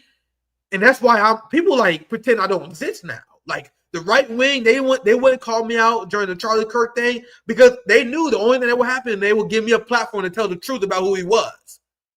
The ADL called me out one time and they realized that was the biggest mistake they made because I was able to use that to spread the truth about the ADL, why I made the statements I made, why I oppose Zionism. So then they like, oh man, we gotta leave this motherfucker alone.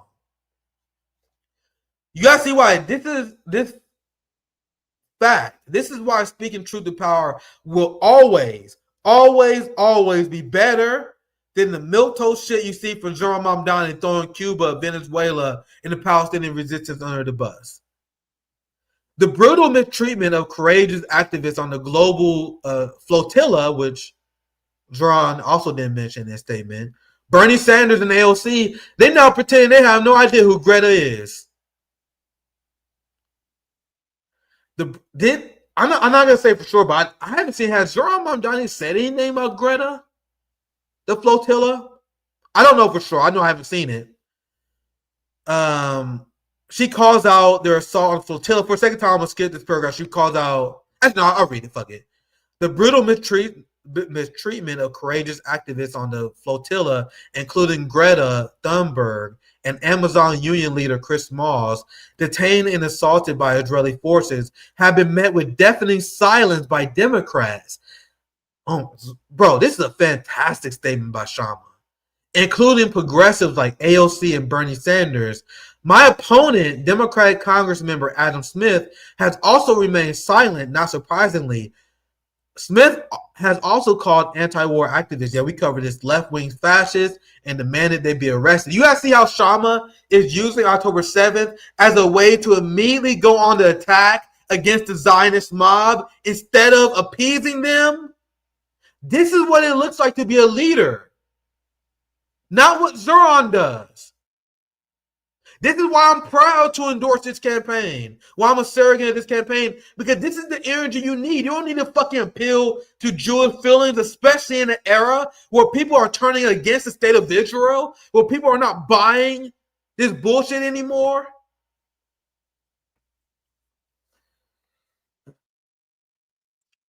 Man, we are 9 minutes in. This is a banger. I definitely want to finish Kshama's statement though. He has, I'm gonna continue this paragraph. The Democratic Party has not a shred of credibility left. And the goal of Zohran Mamdani is to rehabilitate the Democratic Party and reassure anti-genocide protesters that there's a spot for them. You guys see why Zohran is doing what he's doing, why it's so bad that you rehabilitate a genocidal party? Instead of taking the momentum of Americans wanting a record amount of Americans wanting a third party, a record amount of Americans opposing Israel. Instead of taking that momentum and transferring that to a third party, Zohran is trying to kill any revolutionary action by siphoning it back into the Democratic Party, which is the fundamental difference between what he and Kshama is doing. Where Kshama is making sure she keeps the boot on the neck of the Democratic Party. She calls out AOC and Adam Smith for funding the Iron Dome. You guys see how there's no October 7th lies here.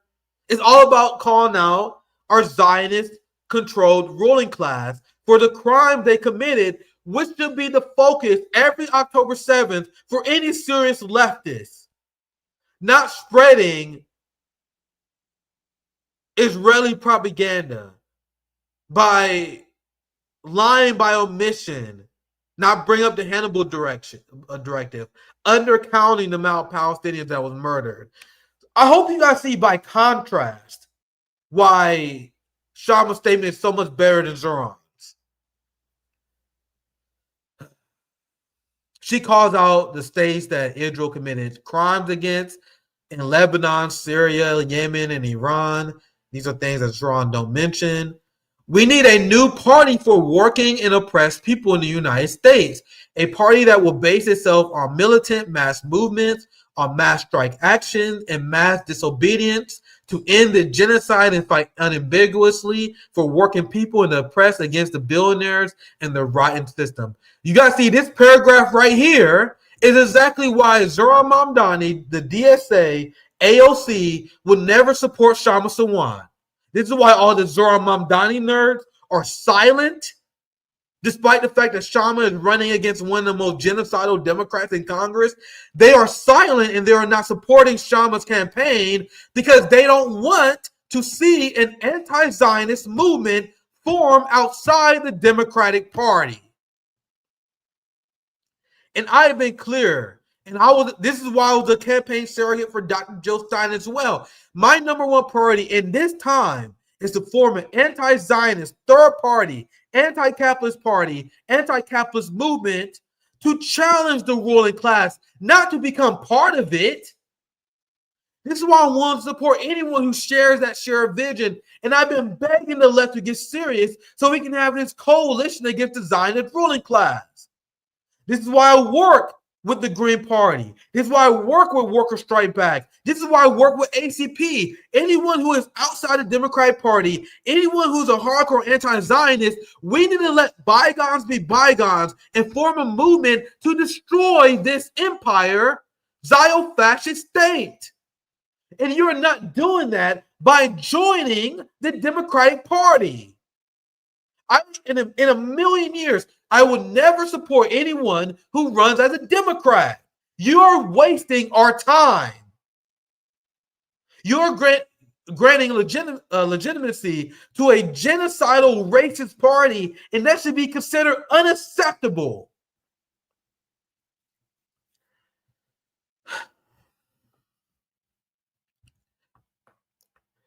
Whew. Sorry, I've been yelling at the screen for 90 minutes, so I had to take a second to compose myself. Hope you guys enjoyed the stream. I haven't done any ads, so make sure you guys share, like, support me on Patreon because this channel isn't monetized. Oh fuck! So I forgot to sell Rumble. Fuck! I didn't mean to. I usually be live on Rumble. Make sure you guys follow us on X, Rumble, Twitch. I actually forgot. Damn, I forgot to sell Rumble. That's crazy. Yeah. Hope you guys enjoy the stream. Make sure you guys share. Help me expand this new channel. I'm actually having way more fun doing this on my channel than I thought. I'm explaining why. I'd be curious to see how far I can take the channel, like without the RBN brand. Like how many people can I get to follow Nick Cruse and my radical ass message? You know, I'm very blessed to be able to form RBN, the leftist think tank, mutual aid organizing force. But now it's like, how many people can I get to subscribe to Nick Cruse, not just RBN? It's kind of like an experiment I'm running with myself. Can I grow a channel organically by myself? Come on, guys, don't let me fail. I want to see. I'm challenging myself to see if I can do it. Don't let me fail, though, guys. Come on, don't let me fail. Let's continue her base-ass statement. My independent socialist campaign for Congress is calling for an immediate end to all funding to the Israeli state, an end to the occupation of Gaza and the West Bank, and an end to apartheid system in Israel. You guys see how she uses the October 7th as a way to present a coherent platform for the left instead of spreading Zionist lies. Once again, as far as I'm concerned, Zohran Mamdani, the difference between him and Kshama Sawant is as wide as the ocean is. Not like people are like, man, you guys are supposed to be close to them. No, we're not. Social democracy is as far away from our ideology as possible. The idea that you make a devil's bargain with the capitalist class and sell out to the empire, and you guys realize they use that to replace class struggle. You don't engage in class struggle. You engage in electoralism. Have meetings with business leaders like Zohran has. You meet with landlords like Zohran has, so you can reduce the pain of capitalism. That's what social democrats want. We want complete regression and dominance over capitalist interests, over the means of production. We want to win the class war, not become an agent to soften the blow of class war. You know, and that's a gigantic difference. And it's crazy to me that many people don't get that.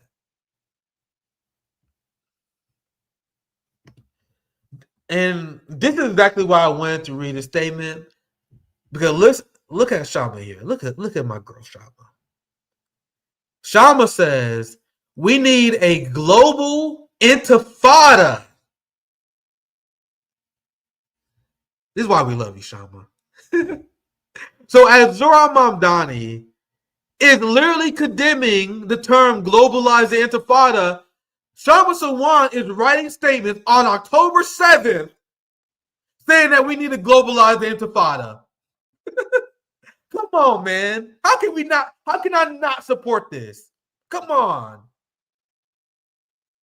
Beta male cut Zohran Mamdani condemns globalized the intifada. Meanwhile, Kshama Sawant is literally saying it on October 7th.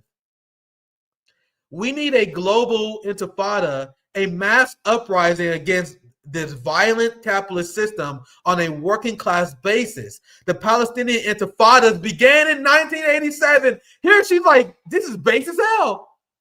So unlike Zohran, she's praising the Intifadas. Come on, man.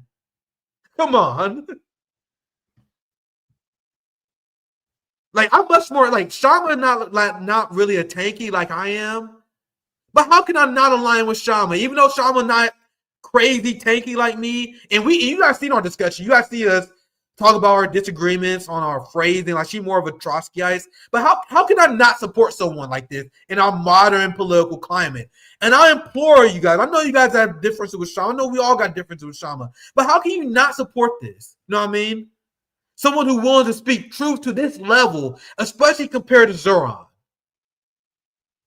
We need a global intifada, mass uprising against this violent capitalist system on a working class basis. The Palestinian Intifadas began in 1987 as a series of uprisings against Israeli occupation.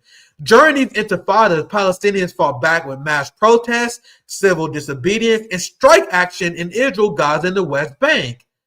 This resistance has been met with brutality by the Israeli state, back to the hilt by American imperialism.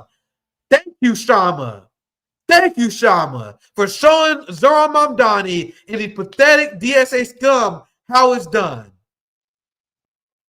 Just like Nurdine said in her amazing breakdown, he explains that how leaving out all the context that Kshama just brought up here creates it paints a story that the Palestinian resistance is mindless and just full of bloodshed. You gotta see how Kshama Sawant doesn't throw the Palestinians under the bus. She brings up all the different tactics that the Palestinians engaged in, how they were met with hostile responses, and how they have no other choice but to engage in armed struggle. Like, this statement is brilliant by Kshama. I'm actually very curious on what my RBN community think about this, because I love my RBN community is independent minded. You guys put back on me sometimes. I actually very curious what you guys think, because isn't this fantastic? Also, for the people, because I have destroyed Zohran Mamdani so badly that the only response that his supporters have is, come on, look, nigga just a fucking asshole. He don't support anybody. Who do you support, Nick? Why don't you support anyone? Here they are. This is an example of someone who I'm willing to support. Despite people say Nick never supports anybody, they ignore the fact that I supported Joe Stein. They ignore if Rome ran for Congress, if Rome ran for Senate, I will campaign, I will door knock for Rome. But my standards haven't hit the floor like many of these dumb, butt-broken DSA leftists. If Zoya ran for Senate, I'll support her.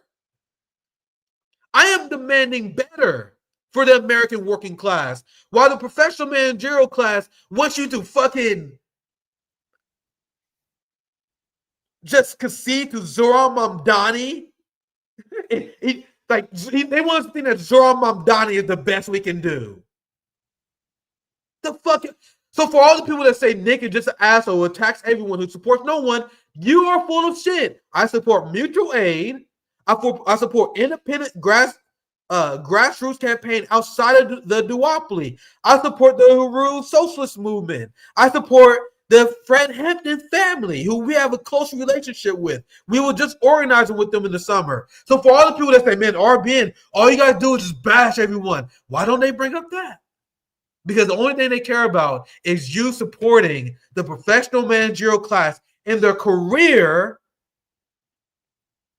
ambitions. If you're not supporting the career ambitions of a PMC, they don't care about you. If you're not propping up the Democratic Party, they don't care about you, because those same people refuse to support Kshama Sawant. Where are all the people who came out and endorsed Zohran Mamdani? Why aren't they doing the same thing for Kshama Sawant? It says a lot, doesn't it? Whew. Here's Kshama We need an intifada of the millions, which follows the historical example set by the Palestinian masses. Come on. You already cooking, Shama. You already won me over. She's still cooking. She's still cooking, bro.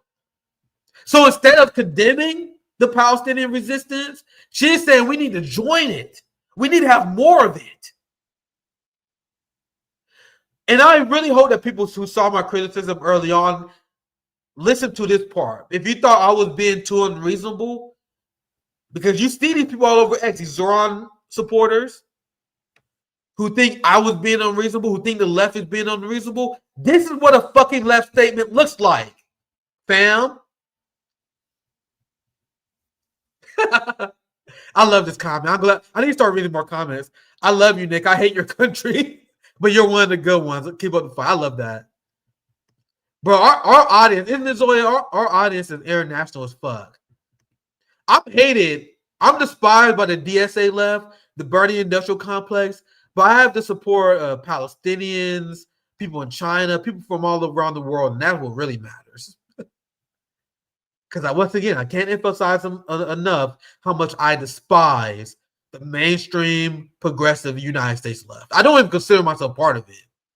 I literally don't even consider myself part of what they deem the U.S. left. I am a fucking communist, and you can classify that however you want. And I see these people. I see people on Twitter all the time, like the people, the Bernie people who hate me. They will say, "Don't you know Nick is secretly a right winger? Nick is not on the left. Nick is not on the left. RBN is secretly right wing." I'm like, whatever you think is the left is, I'm glad you don't consider me that. Whenever I see Zohran fans, I'm glad you don't consider me to be whatever you think the left is. That's how far apart I am from the U.S. left. That's how detached I am from the U.S. left and how much they disappointed me over the 7 to 8 years since I've been in this game. That I don't even care that they all call me a leftist. And I think, to be clear, I think most people who are not delusional agree with this. Most people who are not delusional agree with that. But you see these idiots. Zoe, you know who I'm talking about. The G-Hive, Bernie AOC code who will never forgive me for being right about these people.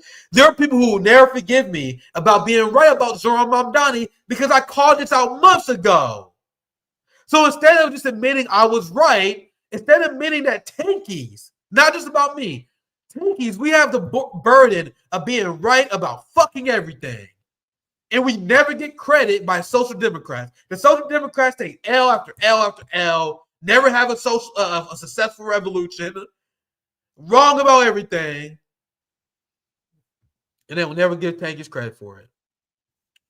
All right, let me get to my last segment of the day. So, Zoe, I think we're going to title this video Zohran Mamdani smears the global south, something like that. How the progressive left serves imperialism, something like that, like my original title, because I don't think we're gonna get to many of the other segments today. Man, this is almost a 2-hour stream. That's because I had to break down all the bullshit he was saying. So I gotta blow my nose. Ooh, so I've been ranting and raving for the last 2 hours, so let me get my composure back. We're going to label this stream a takedown of the United States left. We've been shitting on Trump a lot. We've been shitting on the empire a lot. So it's been a while since I did a stream that was focused on taking down these fake leftist fucks. So that's what we're going to do. Yeah, you guys know the Vanguard boys would never forgive me about being right about John Fetterman. You guys remember the Vanguard, they made so many diss tracks against me. They were like, man, Nick Cruse he's using the Palestinian movement as a way to attack the Democrats. That's what they said. They were so furious. They will never forgive me for being right about John Fetterman. The same way they will never forgive me about being right about Zohran Mamdani. The same way they will never forgive me about being right about AOC. That just won't be a thing. I'm glad you've been enjoying this. I know this has been a ranty ass stream. Hope you guys have been enjoying this 2-hour stream. That I did not plan. The Zohran segment was only supposed to be like an hour. Maybe 45 minutes, but there's so much I had to break down to explain why he's a clown. You understand? That's why that segment went a little bit longer than I planned. And I want to show this segment here Because the theme of this whole stream, and this is how we're gonna. So Zoya, this is like the theme of the stream. The theme of the stream is we deserve better leftist leaders.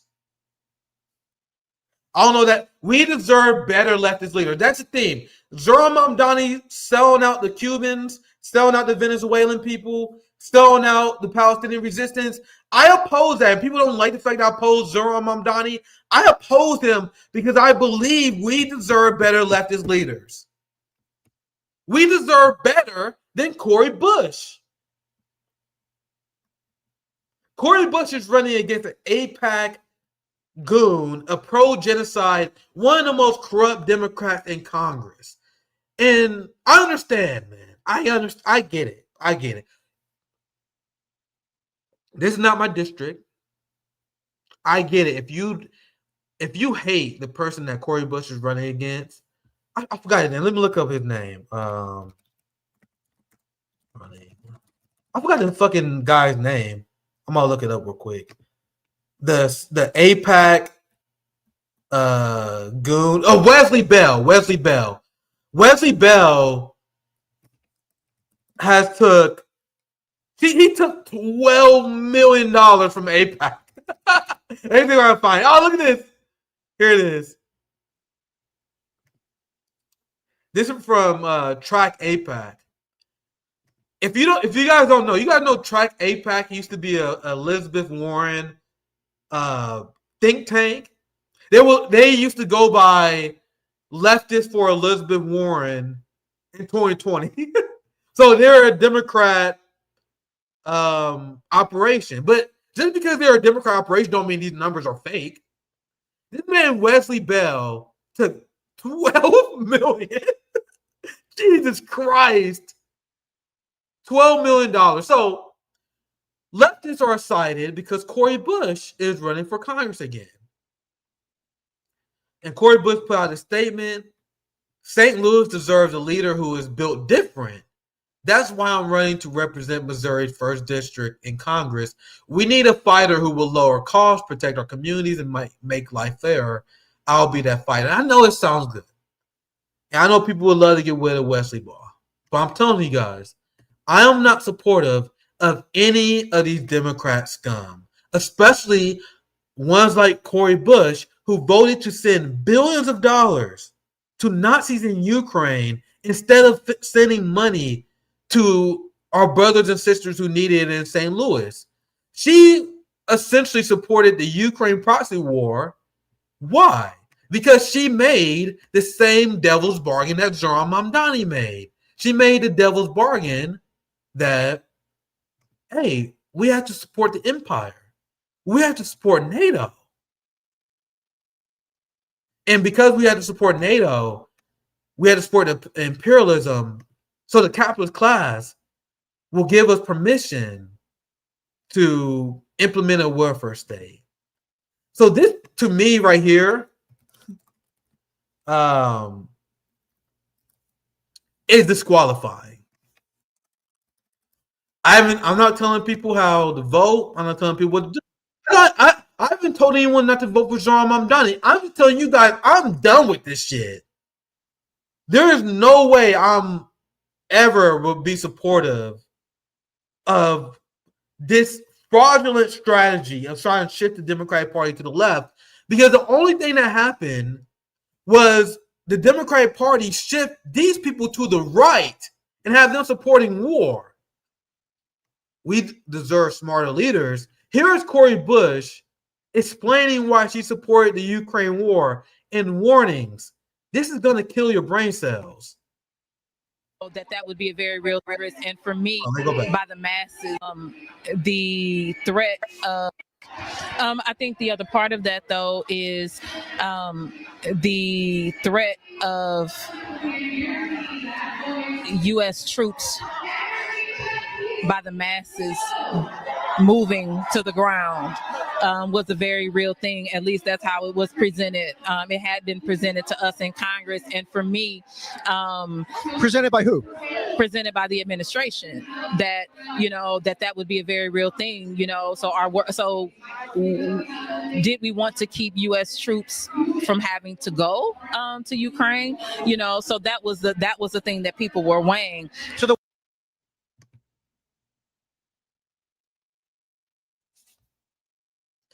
we deserve better leftist leaders. What's up with this anti-intellectualism? You tell me that you're a member of Congress, and it's clear you have no idea what's going on in Ukraine. Cori Bush essentially said she voted for the Ukraine proxy war because she was told to by the Biden administration.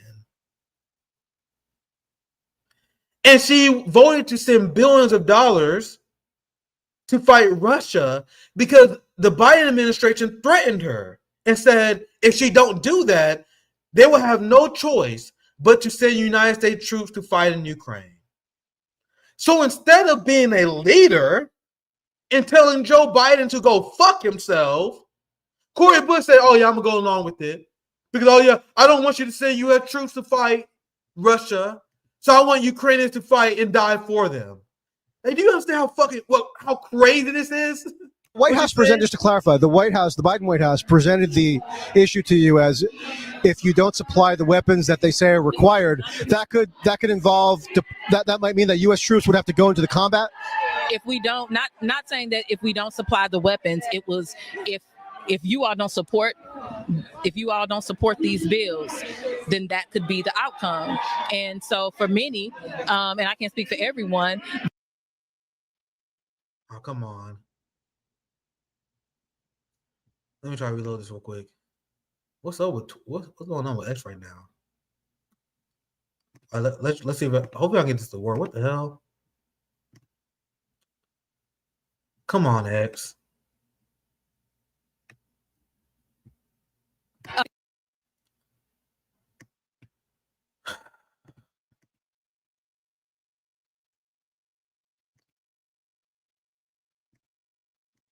Come on, man. Why is this thing still spinning? What the hell? All right, let me see if I can get the video to work again. That's crazy. Ah, damn it. Let's see if I can find the YouTube version. This is crazy. Why is this not? Why the video stop working? Is the stream still on?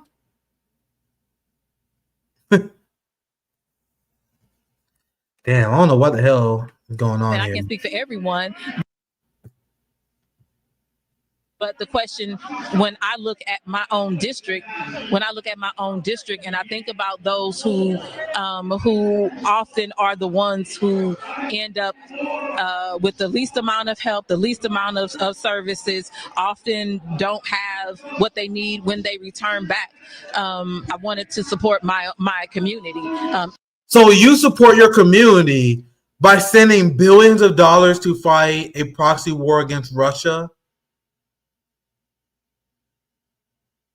We deserve better leftist leaders than this, guys. So that's what that was about, making sure that we weren't sending the black and brown bodies to go and do this bidding, and then using the money and the resources to go and do that. I can't speak for everyone, but I know that was what some people were thinking, and so I can't. So you guys understand that the Biden administration realized how dumb Cori Bush was.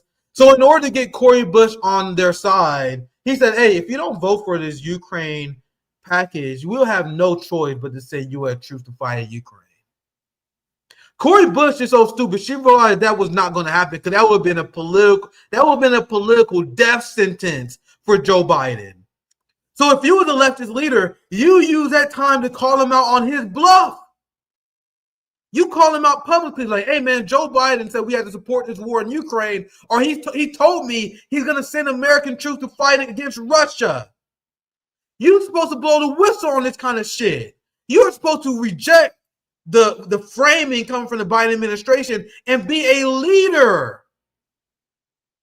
And explain how the crisis in Ukraine was started by the United States and they supported the Maidan coup. How the fascist Zelensky government was shelling and killing ethnic Russians They banned the Russian language. They banned opposing political parties. When you look at the Luhansk, Donetsk region, these are regions who voted overwhelmingly to become part of Russia, and the Ukrainian regime retaliated against them because of that. So when Russia invaded, that was them liberating Luhansk and the Donbass, who didn't want to be part of the fascist Ukrainian regime who worshiped the Banderite Nazis.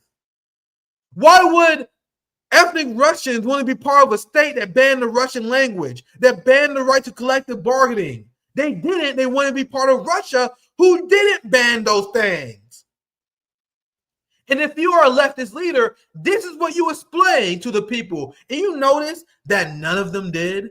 Not a single one of these progressive Democrats explained why the left is opposed to NATO, a never-expanding, aggressive military alliance. Noam Chomsky explained that as long as NATO exists, the United States and the West will continue to pursue conflict and look at other wars. Why? Because they had to legitimize and justify their salaries, justify their budgets. They need to justify this 5% military increase. That's why this war with China is coming. That's why the war with Russia they won't allow to end. It's your job as a leftist to explain to the American people that war is a racket. And they will wage it endlessly, even if it's a losing war, because the goal is to expand the never-ending profits of the arm manufacturers who donate and prop up corrupt assholes like Joe Biden. How is that so hard for you to say, Cori Bush? How is that so hard for AOC to say? How is that so hard for Zohran Mamdani to say? We deserve leftist leaders.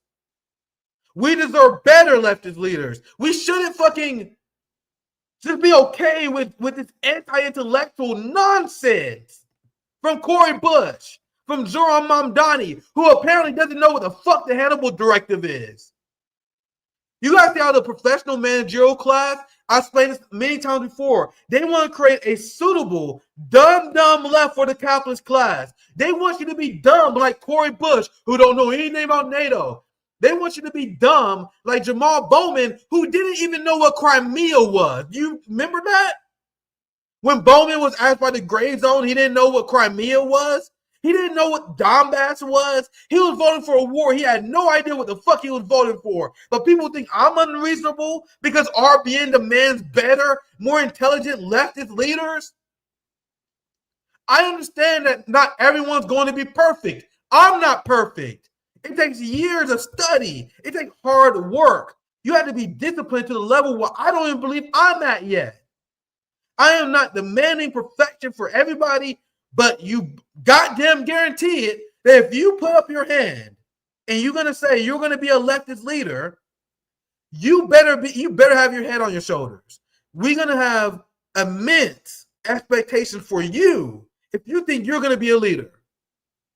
Not for everyone. It's okay if you get something wrong. We're in community with each other. We're here to coach each other. If you get, let's say you get something about Cuba wrong. You get something about Venezuela wrong. Let's say your Marxist analysis is sloppy. We can work on that. But if you raise your hand and you want to say that we want people to donate to me, you want to be a leader of the left, we demand better than this trash that we see from Zohran Mamdani and Cori Bush. Sorry for yelling, but I get very passionate talking about this kind of stuff. Of services often don't have what they need when they return back.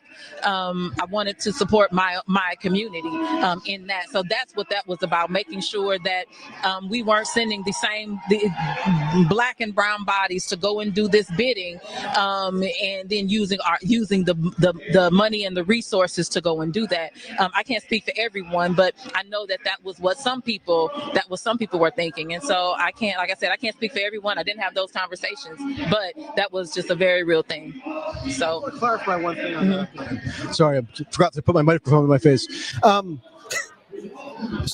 your thinking at the time, you know, when these appropriation bills came forward in terms of arms for Ukraine, was that by approving arms for Ukraine, you were lessening the likelihood that, as you put it, black and brown, you know, soldiers or people that had joined the military would end up getting deployed to Ukraine. So that's how the administration framed it. So I assume, you know, through no fault of your own, you're not somebody who spent a whole lot of time probably focused on the issue of Ukraine over the course of your career. You have other interests mostly, right? And so they presented it to you, or your interpretation was that by providing those munitions, you were basically saving, or no. Okay, so no, it wasn't. What do you mean? No, that's exactly what you said. Are you so dumb you forgot what you just said? You explained to everyone, to the entire world, that the reason why you voted for the Ukraine proxy war is because you wanted to prevent United States soldiers from getting involved. That's how that's how ridiculous your politics is, that you believe Biden. So now, when he explained it to her and when he laid it out, she's like, damn, that does sound fucking stupid. So she immediately panics, and watch how she ends the interview. Providing munitions. It was supporting these bills to hold off Russia, supporting these bills. Was there funding for munitions? It was for what the funding was for. This was a way. She don't even know what she was voting for. I'm not going to get mad at anyone who hate Wesley Bell, but you will never catch me in a million years supporting an anti-intellectual like this. Someone who votes for shit the military-industrial complex demand her to vote for without her asking any questions whatsoever. You had no idea what you were voting for, Corey. I'm not invested enough in electoral politics to tell you guys how to vote, but I will never in a million years. Never in a million. This is embarrassing. This is the anti-intellectual left that the PNC class want to cultivate. These bills, was there funding for munitions? It was for what the funding. Exactly, Zoya. That's such a great point. So she only care about imperialism as long as black people and the people in her district not helping. Like, do they even think? Do they understand how batshit crazy their ideology is? Man, we in for a long stream today, aren't we? Let's continue. Before, this was a way to stop us from sending U.S. troops who, for me, what I was already dealing with in my district were mostly black and brown and marginalized folks that we were trying to help. It was to stop that from being the next occurrence. That's what that was for. But those bills provided munitions. But with the I've given you a lot of time, and so and for you to turn this into a Ukraine thing was not, So I. What do you mean turn it into a Ukraine thing? You mean asking you about your vote? Cori Bush couldn't even talk about the issue of Ukraine for 3 minutes, because once you calculate the amount that Michael Tracy is speaking, she's only talking about the Ukraine conflict for 3 minutes, but she can't even talk about it for 3 minutes without saying, oh, come on, shit topics. I'm done talking about this shit. Bro, we do 2-hour live streams about Ukraine, explaining the complexities of the issue. Think about all the conversations we had that hours long, because we weave into the details. These people who run for Congress without knowing anything about what's going on in the world. She has no idea about what's going on with Ukraine. Do you guys think she understands the complexities about what's going on with Taiwan and China? Do you guys think she understands the complexities between the USD dollarization plan that BRICS is creating right now? And this goes back to the question I asked earlier on in this long-ass stream. Why are we able to understand these things? I know these things, but you don't. But you want to be a leader. You want to be a member of Congress, someone who votes on national policy. At least I give Zohran credit. At least he ran for mayor and he understands that he sucks at foreign policy. Ma'am, you are a member of Congress who, based on I know it's not really a thing anymore, but war powers is in the hands of the members of Congress. funding for the military-industrial complex goes to the members of Congress, which is why you guys voted for the Ukraine funding. You've been asked about it. But you think this is not a big deal for you to talk about? And then she goes full-blown Katie Porter and has a meltdown over the idea of being asked follow-up questions. So once I understand if you hate Wesley Ball or Bell, whatever the fuck his name is, but we deserve better leftist leaders than people who are cowards like Cori Bush, who just vote for whatever the military-industrial complex tells her to. Why? Because she don't want the funk. She don't want the fight that I want.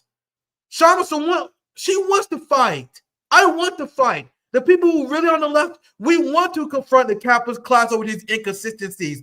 Zohran Mamdani doesn't. Cori Bush doesn't. So what's the appeal of supporting these people who, by design, create a dumb, ineffective left, which is why the ruling class is 100% okay with these people? Which shows, and we talk about the failure of the strategy with Zohran putting out weak centrist statements, and they are still hated by the establishment. Cori Bush followed the direction of Nancy Pelosi and Joe Biden and supported the NATO proxy war, and in return, they still primaried her ass. So the strategy is not even coherent. You failed to shift the Democratic Party to the left. The Democratic Party shifted to the right. You guys failed to gain more squad members because you have no coherent plan to take on AIPAC. It has been a failure across the board. But you want to know what TYT wants you to do? You want to know what people who have way more clout than me want you to do? You want to know what Hassan Piker wants you to do? The most streamed, the biggest left streamer in the United States, probably the whole world. He wants you to continue this same project for another 10 years and another 10 years until you got gray hairs, just like Bernie Sanders, doing the same old shit, running Democrats and hoping to shift the party to the left, bending on imperial talking points, and accomplishing nothing for the American working class as you smear Cuba, Venezuela, and people who actually got stuff done for their people. Now, this is a classic, and this clip here will always live rent-free in my mind, because years ago, this clip was the exact moment I lost all faith in Cori Bush. Now, Cori Bush, I don't know why she decided that she's going to be a left leader, because she has no idea what the fuck she's talking about, man. And it's painful. She exists to make the left look dumb, just like Jamal Bowman doesn't know what Crimea is. They have no idea what they're talking about because they want to present this idea that leftists are dumb and ignorant. So here's Cori Bush being asked about her tax policy by Fox News, and look at how she presents herself. And this is someone who wants to be a leader of the left, who can't even explain leftist ideals in a coherent way. Pay their fair share. Yes, wealthy should pay their fair share. What is a fair share? What percentage? So you're saying that you're saying that they're paying their fair share is what you're saying. No, I'm asking what percentage is a fair share? Their fair share, the same, if a third of my money is going to taxes, then I think a third of their money should be going to taxes. Well, it does. I'm trying to understand because you realize the effective tax rate on the poor is less than it is on the rich, right? Okay, so first of all, I'm not the poor. I'm very close to that line, but I'm not the poor. Okay, so what are you doing? The effective tax rate on the middle class is less than it is on the rich, correct? What fair share would you like to change the tax rate to on the wealthiest, what percentage of Americans, so it's a fair share? So let's say the wealthy 1% could pay, let's say if they paid, let's just give them 45%. We don't have to hear from these people, but do you guys want this person to represent the left? And if you have someone who actually intelligent and actually understood these basic issues, you can easily destroy this man's argument because these effective tax raisers, they don't pay these taxes. And whenever they say that, don't you know that rich people pay majority of income taxes, you immediately fire back and ask them, why do the rich people make most of the income in this country? And this is the failure of social democratic policy because they believe in taxing the rich. The fuck you guys? We want to control the means of production. We want to suppress the interests of the capitalist class. We want to end the exploitation of labor where they steal the profit value of the working class. This is what you say when you're grilled by these kind of questions. But when you read no theory, when you have zero theory, when you have zero graph on whatever ideology you think you represent, you look like an asshole when you're grilled by the capitalist class. Why won't Fox News? And you guys see what happened when the Hill had me on. You guys see why the corporate media banned me from the corporate. They don't want to hear from intelligent communists. They want a dumb fuck like Cori Bush to make us all look bad. Because you want to know what the result of this segment was? You had all these Fox News people and everyone on the right say, look at these dumb socialists. They don't know how tax rates work. You guys see how the socialists, they don't know anything about economics? You guys see how, despite how it may make you feel about Cori Bush winning, having her as a representative of the left does us more harm than good. She is a failure of a leftist leader, and this is why she lost in the first damn place. This is why she failed to accomplish anything substantial for the people in St. Louis. And this is why, like, the theme of this stream is, we deserve better leftist leaders. Can you imagine what Kshama Sawant would have done to this Fox News fuckhead if they came at her like this? All right, I need to end the stream. I'm over 2 hours in. The whole theme of this stream, it turned out to be, was we deserve leftist leaders, and never allow these DSA scumbags, the same people who canceled me and the people who hate my guts because I've been critical of Zohran. People hate me because I've been critical of Cori Bush. I know this doesn't apply to you guys. That's why you guys watch me. But these people exist. There's a reason why our channel does pathetic numbers compared to the TYT. Look at the amount of views that the Vanguard gets now. Like, the Vanguard gets like tens of thousands of views every video. So you guys realize that the dumb left make up the vast majority of the leftists in the United States. We are the minority being gaslit by these fucking idiots. And they will never forgive me for calling them out for their stupidity and leading the left off a cliff. The Vanguard will never forgive me for calling out the fact they supported John Fetterman because they lied to their audience about Fetterman, about Democrat candidate. But that's how you succeed. If you want to be a big leftist channel, you just pick a Democrat campaign. Hey guys, don't you know we got to support Marianne Williamson? We're going to support the old lady Zionist millionaire. She's the champion of the working class. 5,000 subscribers gained. That's how you do it, fam. If you push back against their bullshit, you get put on blacklists. People call you red, brown, and lions, tankies. And that's why you don't see me on these people's show no more, because I'm not going to do this stupid dance. We got to support Zohran Mamdani. Oh my God, Andrew Cuomo's so evil. No, it's not going to happen. And because I won't play that game, that's why RBN has been put in the position to have. So if you enjoy this breakdown, you enjoy these analysis, please make sure you subscribe. Make sure you hit the bell on my new channel. The RBN channel has been shadow banned. If you guys don't know the story, I'm just a long stream anyway. Like, YouTube has put so many bullshit strikes on the RBN channel that some we got overturned, some we haven't been able to get overturned. The problem is, whenever you get a certain amount of strikes on your channel, YouTube turns your shit off. Like, there's a reason why RBN is not allowed to trend anymore, because we got hit with so many strikes. Our channel is not allowed to be on the algorithm no more. That's how it works. Sabby was explaining this stuff to me. That's why I have this new project where we banning YouTube. I was about to quit YouTube altogether, but they told me I might as well stay on, at least for my personal channel.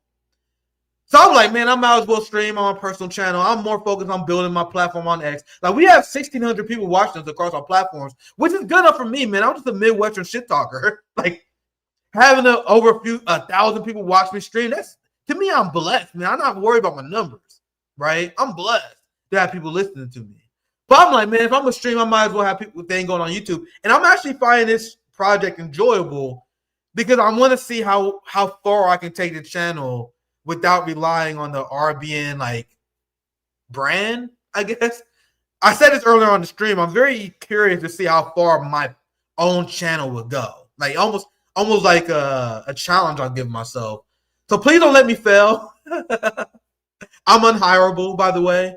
If this doesn't work, I'm screwed. So make sure you guys support the channel. If you enjoy this stream, support me on Patreon because my YouTube channel is not monetized, but it will be by the end of the month. They check every month. By the end of the month, we will be monetized. But until then, please help me out on Patreon if you enjoy these streams. I'll be back on Friday with my brother, my RBN brother, JB Fon. It's been too long. I love my brother, JB.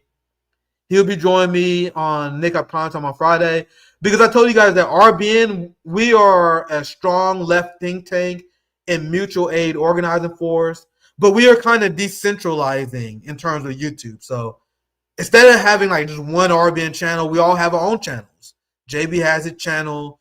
I have my channel. Savvy's killing the game. Savvy unlocked the fucking algorithm. I wish. But Savvy killing the game. So that's how RBN is kind of situated now. We're more decentralized. We'll be all doing our own things on our own channel.